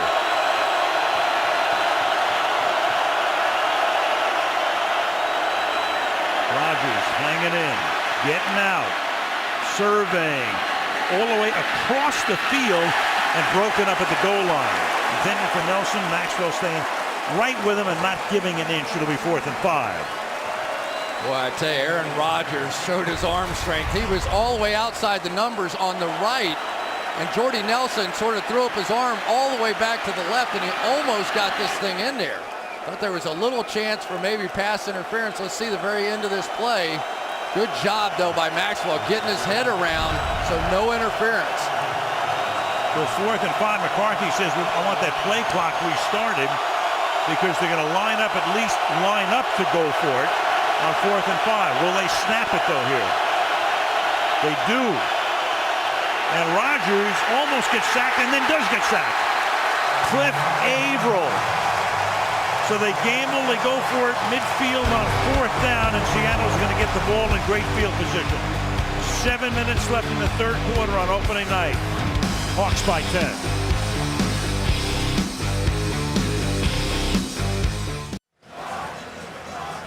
Before that failed 4th down play, you had seen McCarthy on the sideline raising the palm to the sky, meaning reset the play clock. The play before that was that long pass to the goal line. They did reset it to 40, but Mike was still arguing the point during our commercial, and to no avail, obviously, as this is Percy Harvin, who's going to gain 16 yards for a first down. And Chris, you got to think at this particular point in the game, with 22 minutes to play in the game, to go for it at midfield, down by 10, is a very surprising call. Well, maybe you say, okay, you're going to go for it, you're 40, whatever, you're going to just do it. But then you could tell it was screwed up. Right. You know? And at that point, because they burned through all their timeouts in the first half, I'm sure he was thinking, I don't want to take a timeout here, and so they ended up in a bad play. They just weren't ready to snap the football, and it cost them a sack. You could tell you're not in sync when your coach is asking for the play clock to be reset. This is Lynch going nowhere.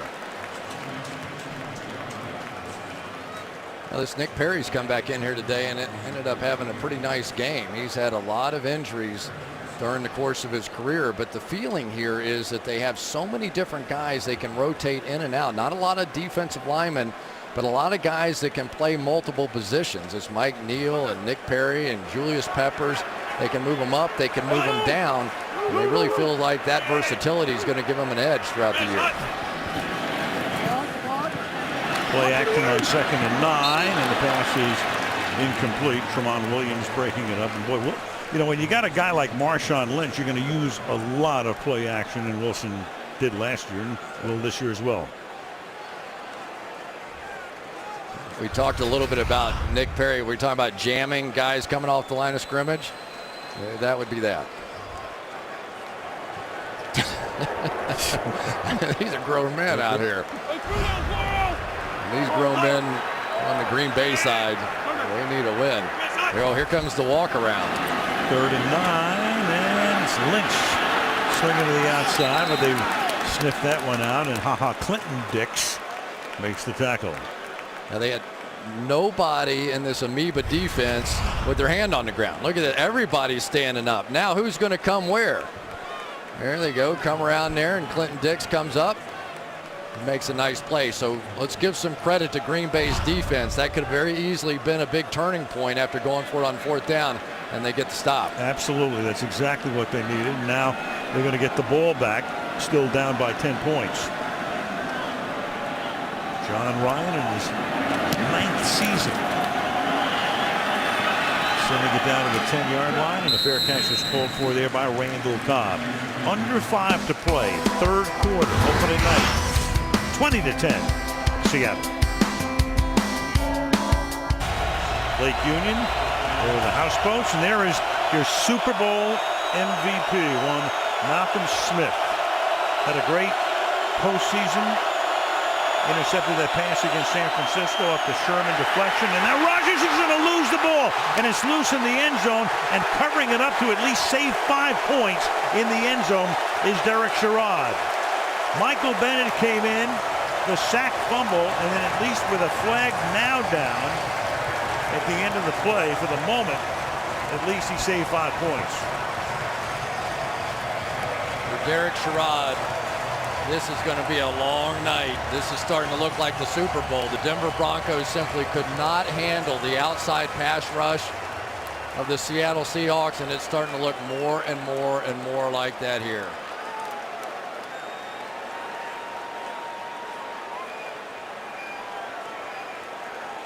John Parry. Ruling on the field is a fumble, recovered by the offense.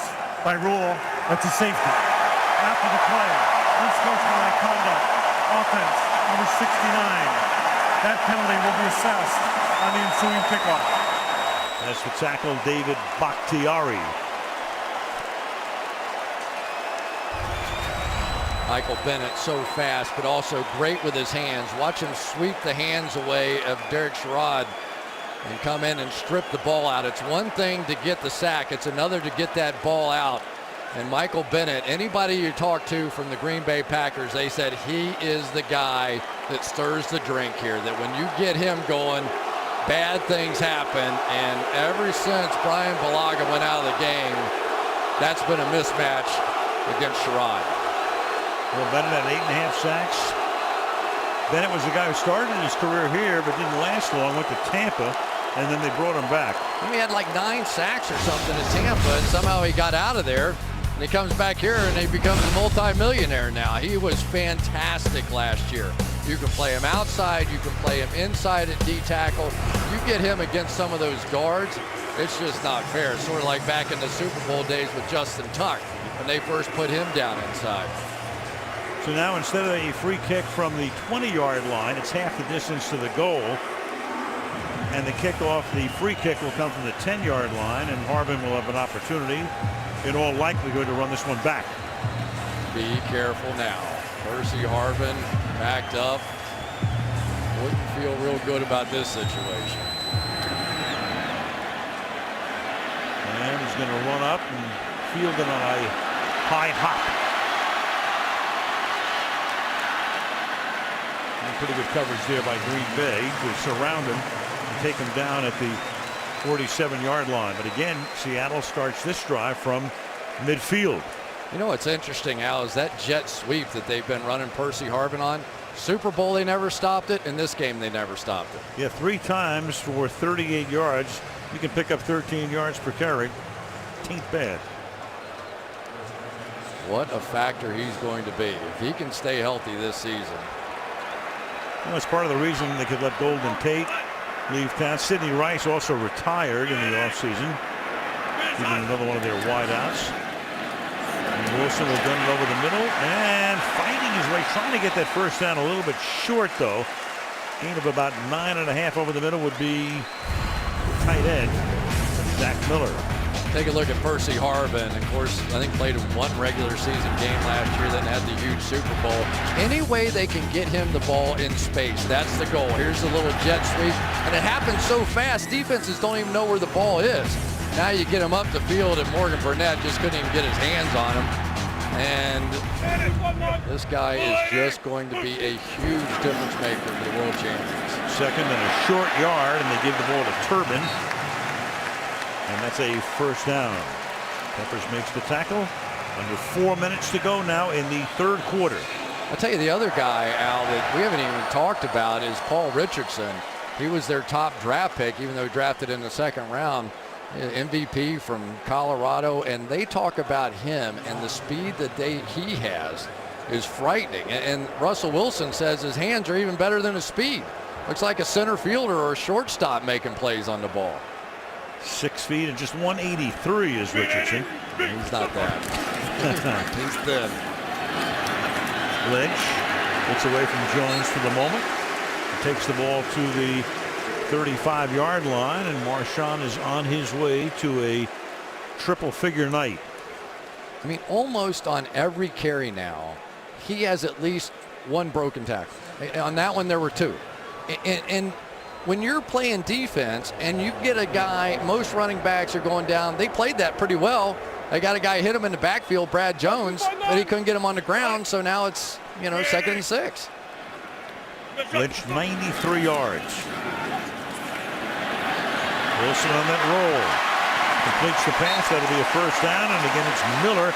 It's taken out of bounds by Hawk. Well, we never talk too much about Zach Miller with all the other weapons on this offense, but he has been nothing short of fantastic tonight. Blocking, pass rushing, outside linebackers, making that diving catch down the field, coming across the field here. You get a guy that can play like an offensive lineman, sort of the true old classic blocking tight end, and still make plays in the passing game. That's strong. And taking away what would have been a Green Bay interception early in the game. That's a great point. 2 minutes left in the quarter on a 1st and 10. Wilson rolling outside and then just throws it away. Very adept at that. Second down. There just aren't many young quarterbacks that do that as well as he does. Young quarterbacks never want to give up on a play, right? They always want to think they can do something, whatever, then they throw interceptions. Russell Wilson, at least 3 times in this game that I can remember, has been outside, in trouble, nowhere to go, throw it out of bounds. Hey, we'll get him next time. Cerebral. He and Earl Thomas, they get together, they drive around, and they go, you know what? You realize how lucky we are? Let's be legendary. They might be. Second down and 10. Lynch breaks a tackle, but then 3 other Packers are right there. That was interesting hearing Russell Wilson talking about going to Children's Hospital with Earl Thomas and visiting a young lady there that had been recently paralyzed, a 7-year-old, and just how blessed he felt just to be getting back in the car, and that was all they talked about on the way home. And he's trying to do what those men have done already, which is win back-to-back Super Bowls. Well, every one of those is in the Hall of Fame except for Brady, and of course he will be 5 years after his retirement. 3rd and 10. Here's the Amoeba defense again, everybody up. Rush 5, pass caught. Harvin close to a first down. Tackled there by Morgan Burnett. Yeah, Amoeba this. I mean, Dom Capers is drawing up everything he can think of, but, somebody's got to cover that guy. And I haven't seen anybody can do that yet, and I don't know any safety in football that's going to be able to do that. So when you go to some of those empty sets and spread sets, that means linebackers and safeties have to get involved in covering one of the great threats in the game. Amoeba this. You can take your Amoeba, you never can do with it. 1st and 10 from the 15-yard line. Wilson is going to keep it. First down and a 1st and goal. Taking the ball to the 3-yard line.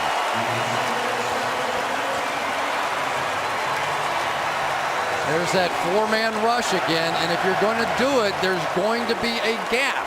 And nobody does a better job than Russell Wilson when you rush 4, finding that little spot that he can wiggle through, and then even more impressive, he knew when to get down.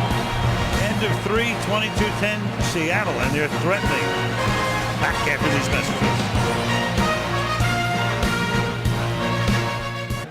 At dusk in the Northwest, tonight's aerial coverage is being brought to you by Geico.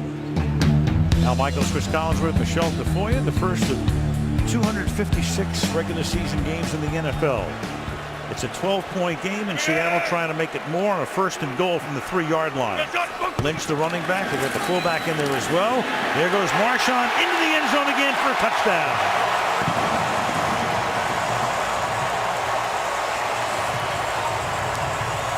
His second of the night. They go 53 yards in 9 plays, 5 rushes and 4 passes. I tell you what, James Carpenter does not make this play a year ago. Here he is coming right out here and hooking that defensive end that was playing outside of him. An incredibly tough block. He got him pinned, and they got a walk-in touchdown. Great play by James Carpenter. Auska for the extra point. And 5 seconds into the 4th quarter, the world champions looking every bit like world champions. 29-10.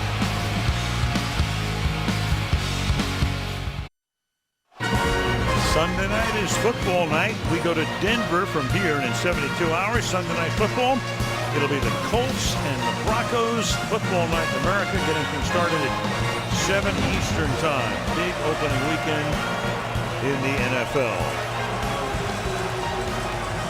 Last vestiges of sunlight in the Pacific Northwest.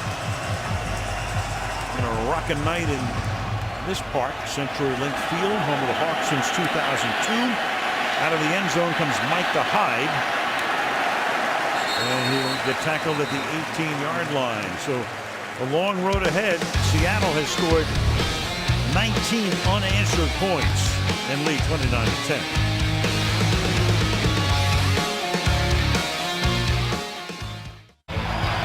This kickoff special tonight brought to you by Microsoft Surface, the official tablet of the NFL. By Nissan, innovation that excites.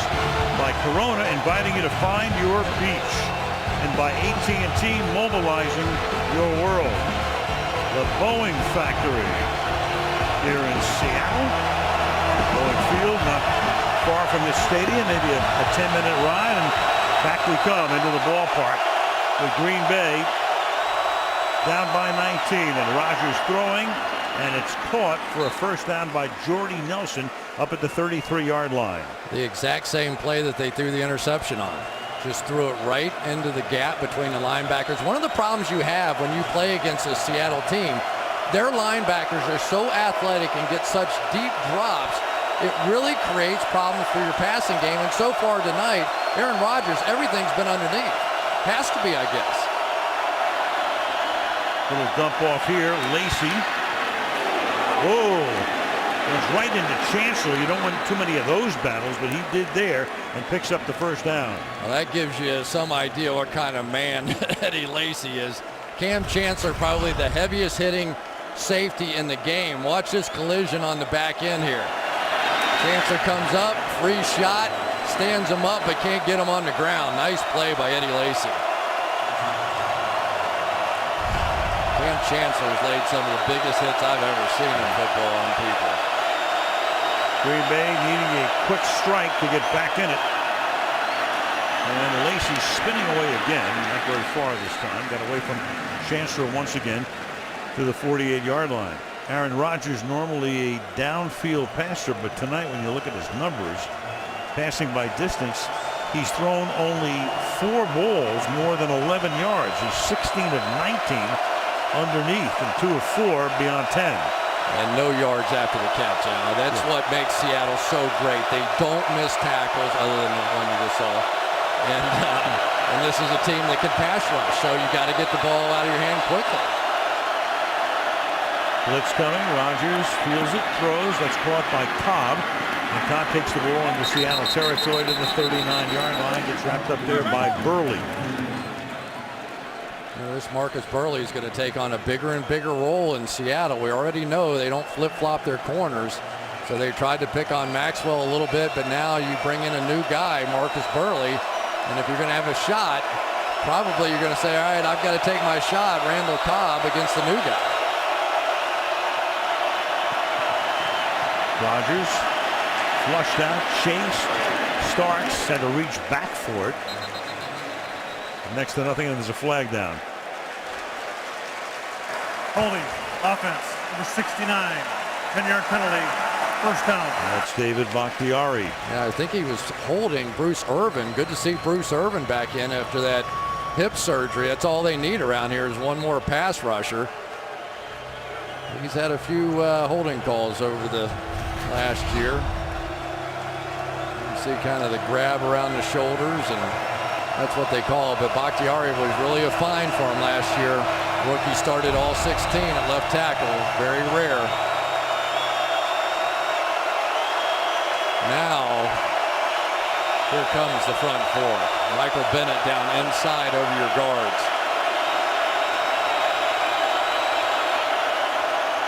First and 20. Rodgers stepping away, throwing, and then getting creamed is Nelson by Cam Chancellor as he makes the catch, and the ball is spotted at the 37-yard line. Oh, what a good throw by Aaron Rodgers. Watch this little sidearm dart in there. And then it was Jordy Nelson finding out what so many others have. Cam Chancellor is the enforcer in that part of the field. 2nd and 8 after the gain of 12. Starks. And he's going to be a yard short of the first down. They'll spot it at the 30-yard line. KJ Wright makes the tackle. 3rd and 1. And now you're starting to see them picking up the pace a little bit. They're trying to pin these pass rushers on the field for extended periods of time. Fourth quarter, first game of the season. You're a little tired. Maybe now it's starting to work a little bit for Green Bay.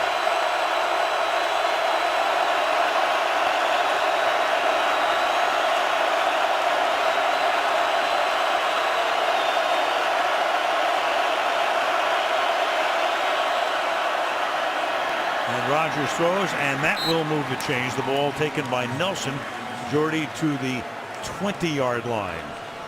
Yeah, and Jordy really had a little chance to run with that one, but sometimes you take a shot from Cam Chancellor, you remember it the next time. Good job, though, by Aaron Rodgers, getting that ball out of his hand quickly. 9 catches for Nelson tonight for 83 yards.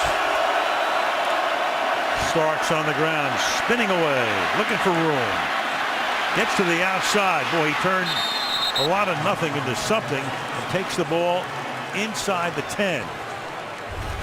That's just fantastic. Michael Bennett's going to shoot down inside and almost get James Starks in the backfield. And then it was just all Starks. Remember the run that this guy had going to the Super Bowl? He was fantastic. Now Starks to the short side of the field. Turns it back inside and takes the ball to the 3-yard line. It'll be 2nd down and goal as we tick down to 10 minutes left in regulation. Well, that was good by Andrew Corliss on the outside. Really stayed on his guy, the tight end, and allowed that one to happen. And now you kind of see, look at Seattle. They got their hands on their hips. They've pinned those guys out there, not letting them substitute. Been a long drive, over 5 minutes. Started at the 18-yard line of Green Bay. And Rodgers rolling and throwing, and it's caught for a touchdown by Cobb. So exactly what Green Bay needed, not only a touchdown, but to do it with some alacrity, even though it did take 5:24, but at least 9.5 remain on the clock. And after the extra point, it could be a 12-point game. Well, when you get your running game going, then you can do things like this with the bootleg. Nice job by Aaron Rodgers. I think they're going for 2 They are, here. but he's going to make it 11, which is much Exactly. better. You go to 8 and 3 as opposed to 12 points, where you're definitely going to need 2 touchdowns. And the worst you come out of this is with 13 down, which is still 2 touchdowns. So a 2-point conversion would get them to within a touchdown, a 2-point conversion, and a field goal. Ball spotted at the 2. Rodgers empties the backfield. He goes 5 wide here.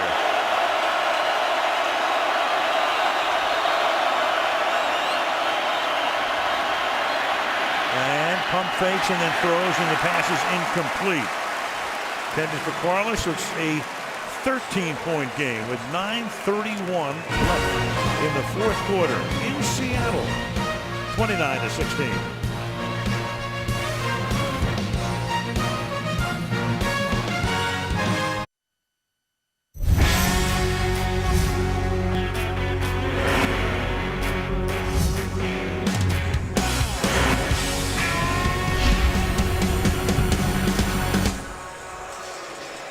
Selfie heaven, huh? I guess. Beautiful night here, though. Fabulous. Great day. Temperature at the game time 71. Not much cooler than that. Percy Harvin is back to receive. Onside? Well, they're lining up. Now they spread it out. This would not quite be a surprise onside kick. And it won't be period. Well, Harvin was going to come out with it, but he decides better. So, you know, you look at these Seattle Seahawks, and every year people say, you know, can a team repeat? And of course you can repeat, as we said at the beginning of the show, but boy, you look at this team, especially in this stadium, counting postseason, 17-1 over the last 2 years. You're going to have to beat them here eventually if you're going to knock them off. And you know, I think back to that San Francisco and the championship game, and maybe how all these fortunes are different if they don't hit that 4th and 20, whatever that one play was, and the play at the end of the game. But you know, those two teams, you got to think, are still going to be right there battling to the end. Well, you saw the coach, Pete Carroll, behind us. Pass is caught for a gain of 1. Luke Wilson making the grab. You go back to the last 9 Super Bowl champions, and what's not only amazing is that you haven't had anybody repeat, but you only had one team that even won a postseason game. You go all the way back to the Patriots when they beat Jacksonville after the 05 season. That was it. I tell you, if Green Bay's defense could get a 3-and-out here, because Seattle's defense was a little tired on that last drive, get a 3-and-out, get them right back on the field, things may start looking a little different around here. Well, there's Lynch. It's going to set up a 3rd and 6. Trying to chew a little clock up here. Yep. One of the guys that they like is this one, Dayton Jones here. And you'll see him slide right down the line of scrimmage. And because they've got so many guys now that play in these versatile roles, they're rolling these guys in. Last year with all the injuries, they really didn't have that ability. But they have a lot of top draft picks now. They're all healthy and doing a pretty good job out here. 3rd and 6. They milk all of the play clock. Wilson with the flag thrown, and the pass is incomplete. Busted up there by Shields. Flag is down at the 27-yard line. It's a holding call. Which way is he going to go with this? Boy, this is huge. Holding, defense, 59, 5-yard penalty, automatic first down. That's Brad Jones. Again. Brad Jones going to get beat right off the line of scrimmage here, and as soon as he does, he grabs, and they are not going to do that. That's one thing they've said from the very beginning. If they see that jersey tug, they are going to call it. That was 3rd down. It was off the field, and that's his 2nd big holding call of this game. On so many levels, because it's going to take a lot of time off the clock now. Oh. It will take a good 35 seconds between plays. And this is Lynch taking the ball out to the 31-yard line. And the defense is going to get a little bit more rest. The defense, which, you know, we're always overstating things in football. But, boy, you look back to that 85 Bears team, and these guys were right there with them. You know, I played against the 85 Bears team in '86, so a year later, and they beat us 41-0 at home, and we had a good team. And I didn't think I'd ever see a defense that could compete with that bunch. But the way these guys played in the new sort of passing era of football last year, Seattle was right there with them. 2nd and 8. Play clock already all the way down to the nub, and then a little screen is set up to Lynch, and Lynch will pick up the first down. on a reception that takes him to the 45, and on the prior play, his carry was his 17th and put him at 101 yards. Here is the power of Percy Harvin. They send him across the motion. They've been jet sweeping, pump fake that way, come back. The entire defense shifts over with Percy Harvin, and they pick up a first down on the screen the other way to Marshawn Lynch. Great play calling. I tell you, Darrell Bevell, I hate to tell you, Seattle, he ain't going to be here long. He has called a fantastic game here tonight. I mentioned before, he had a couple of interviews last year, and probably the only reason he's here is that he couldn't be hired until he finished the Super Bowl. Turbin picks up 4.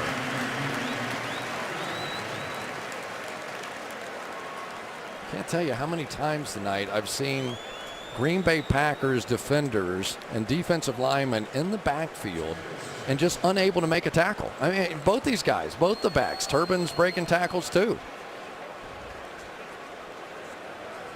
There's Bevell checking the play card. That was just a killer holding call. 2nd and 6.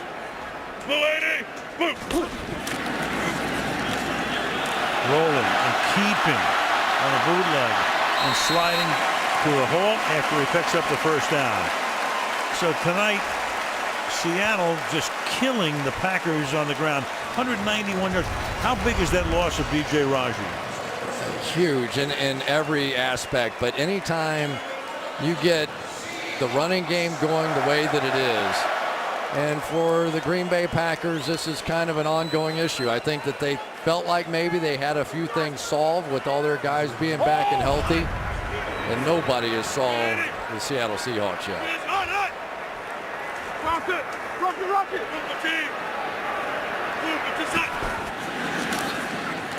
5 minutes left in the 4th. Catch was made just inside the 40-yard line by Lockett, who scored a touchdown earlier. Take a peek at some of these numbers. NFL history, just 2 guys, 50 or more TD passes and 1,000 or more rush yards in any 2-year span. Of course, Cunningham did it a few years into his career. He did it in 89 and 90, and Wilson did it in his first 2 seasons. Yeah, and Russell Wilson, I love the conversation he had with Michael Jordan about, okay, it's one thing to make yourself better. It's something else to make everybody around you better. And it really hit home, I think, for Russell Wilson, and he is very much the leader of this team. There it goes again. Harvin to the 20-yard line, flag down. They just motion him into the backfield from that empty. Holding. And Offense, number 86, 10-yard penalty. Will replay, 2nd down. I saw that block. I didn't know if it was just a great block or a hold. Let's take a look. And a little hold, a little flop, little, whatever you want to call it, but he got the call. I think that was more flop than hold.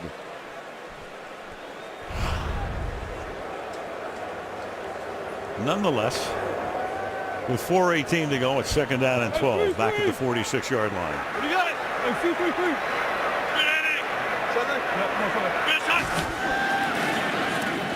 Clock-eating drive.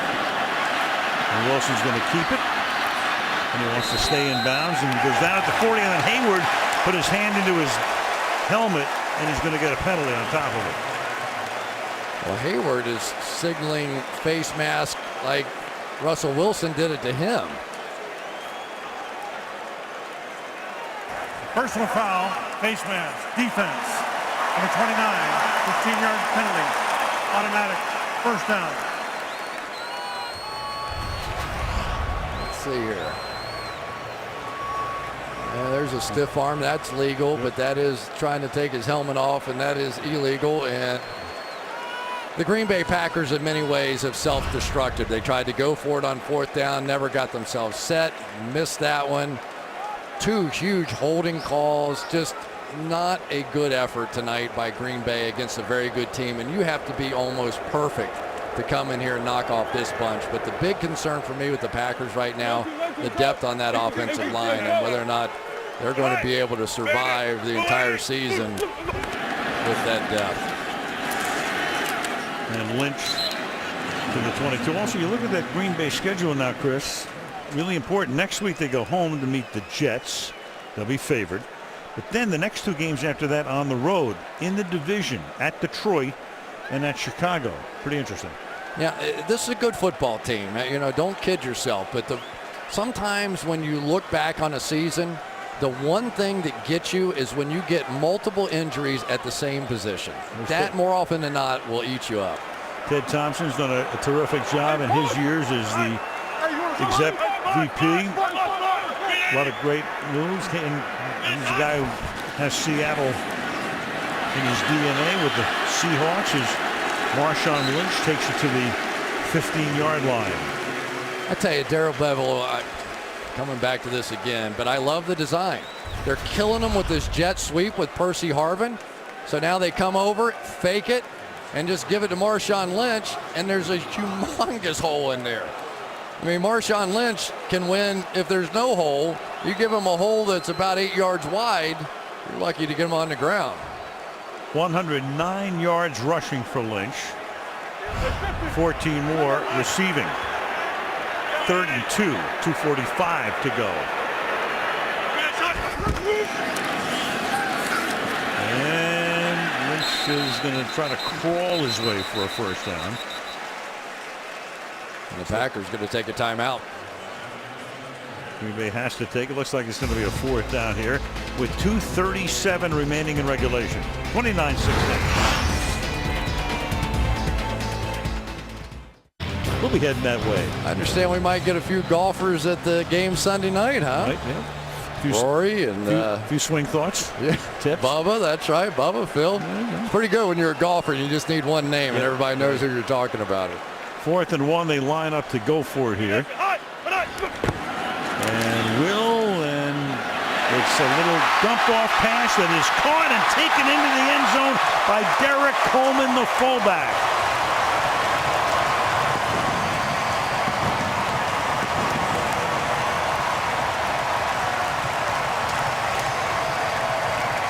And that'll write a finish to this one as the Seattle Seahawks will win this one going away.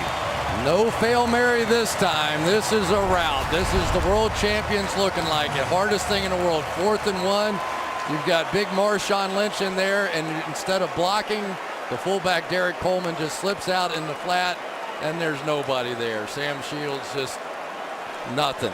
Darrell Bevel's just added to the list. Great night for him. Coleman's first touch of the night. Extra point by Hauschka is good. And the Seahawks have rolled up 401 yards and lead 36-16. Not too late to play NFL.com Fantasy. Enjoy free new mobile apps so you can join, draft, and play from anywhere. Sign up at NFL.com/fantasy. So we have Marshawn Lynch, pretty happy tonight. And there is Sherman trying not to be that bored. He's going to wind up on the kick team here. Malcolm Smith, the MVP out there. Super Bowl. And Micah Hyde. Forced out of bounds at the 25-yard line with 2 minutes and 27 seconds remaining in the NFL 2014 opener.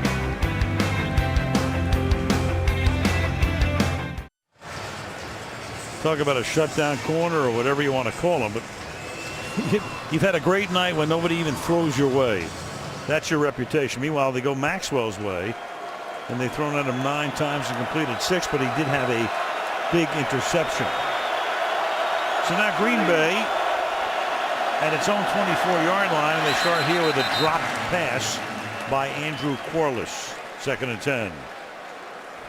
Yeah, and believe it or not, Eric Sherrod's getting up limping a little bit. They had a little collision out there as well. So for Aaron Rodgers, sometimes you realize your fate and get the heck out of here, but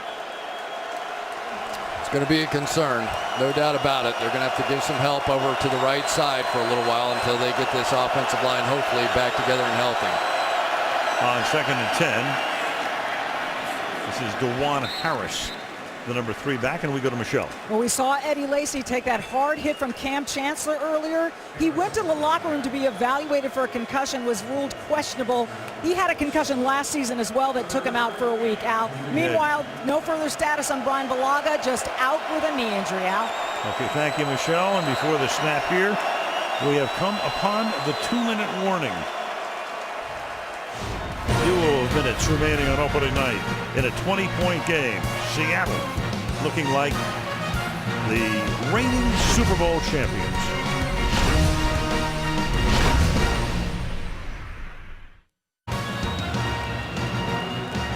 So a big opening night for Seattle, a team that, counting 2 postseason games, has won 17 of 18. They're going to make it 18 out of 19 over the last 2 years plus when this one is in the books. It's 3rd down and 3 here. And Rodgers will throw and gets it away, and Carlos makes the catch. Flag is down, however. Back at the line of scrimmage at the 24-yard line. And John Perry is not moving fast. Holding, offense, number 70, 10-yard penalty, replay, 3rd down. That's T.J. Lang. He had a hold of Michael Bennett. Well, T.J. Lang's going to get beat around by Michael Bennett, and like so many people have done, you get beat, you save your quarterback, and takes off the board. A pretty spectacular play by Aaron Rodgers. You know, he can do a lot, but he can't do it all. And give credit tonight. They stopped the running game. Byron Maxwell, Marcus Burley, their backup slot. They had their 2 best receivers over there, Jordy Nelson and Randall Cobb, and they couldn't get it done. I mean, it's just as simple as that, and the pressure got there in the second half. 3rd and 13. Boy, that secondary does its job. What else is new? And it's deflected and incomplete. Leads in a boom. Rodgers had a lot of time, but they don't leave too many openings in the back end. Great reaction there by Earl Thomas. I know he's disappointed didn't come down with that interception. What an intense young man that is. I mean, his whole life is dedicated to the game of football. He is the first one there and the last one to leave, and you hear that sometimes, but it's serious with this guy. He's there at the crack of dawn. He stays late. He lives for football. Just flies around the field. I love watching him play. One of the great players in the league.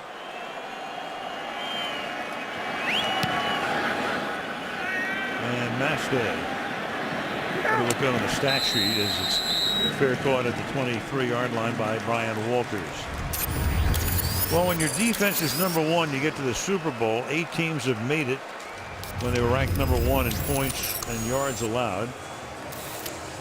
And there it is. The last Super Bowl before the AFL-NFL merger was the Chiefs. The only loser would be in Super Bowl 4, the Chiefs and the Vikings in that one. Hank Schramm matriculating the ball down the field. That was great. And you know, one thing that probably won't be talked about in this game, Aaron Rodgers took his team down the field to get his club right back in it. They were down by whatever, 13, 12, 13, something like that.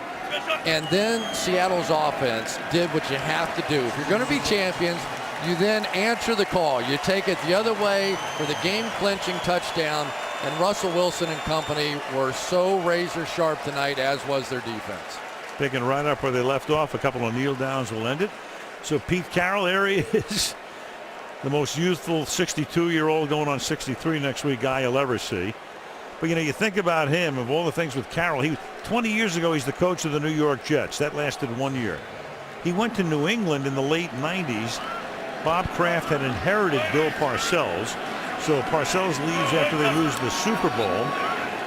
And then Carroll comes in for 3 years, and then Kraft goes out and he hires Belichick. So there's a guy who got sandwiched in between Parcells and Belichick.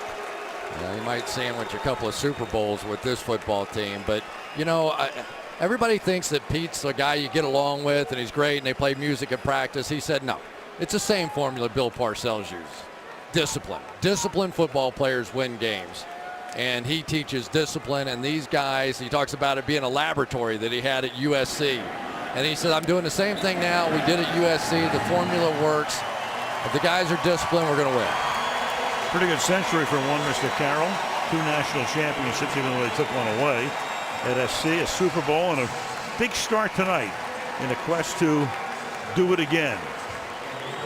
Seattle dominates in the 2014 opener, winning the game by a score of 36-16. Coming up next, the Volkswagen post-game report after these messages.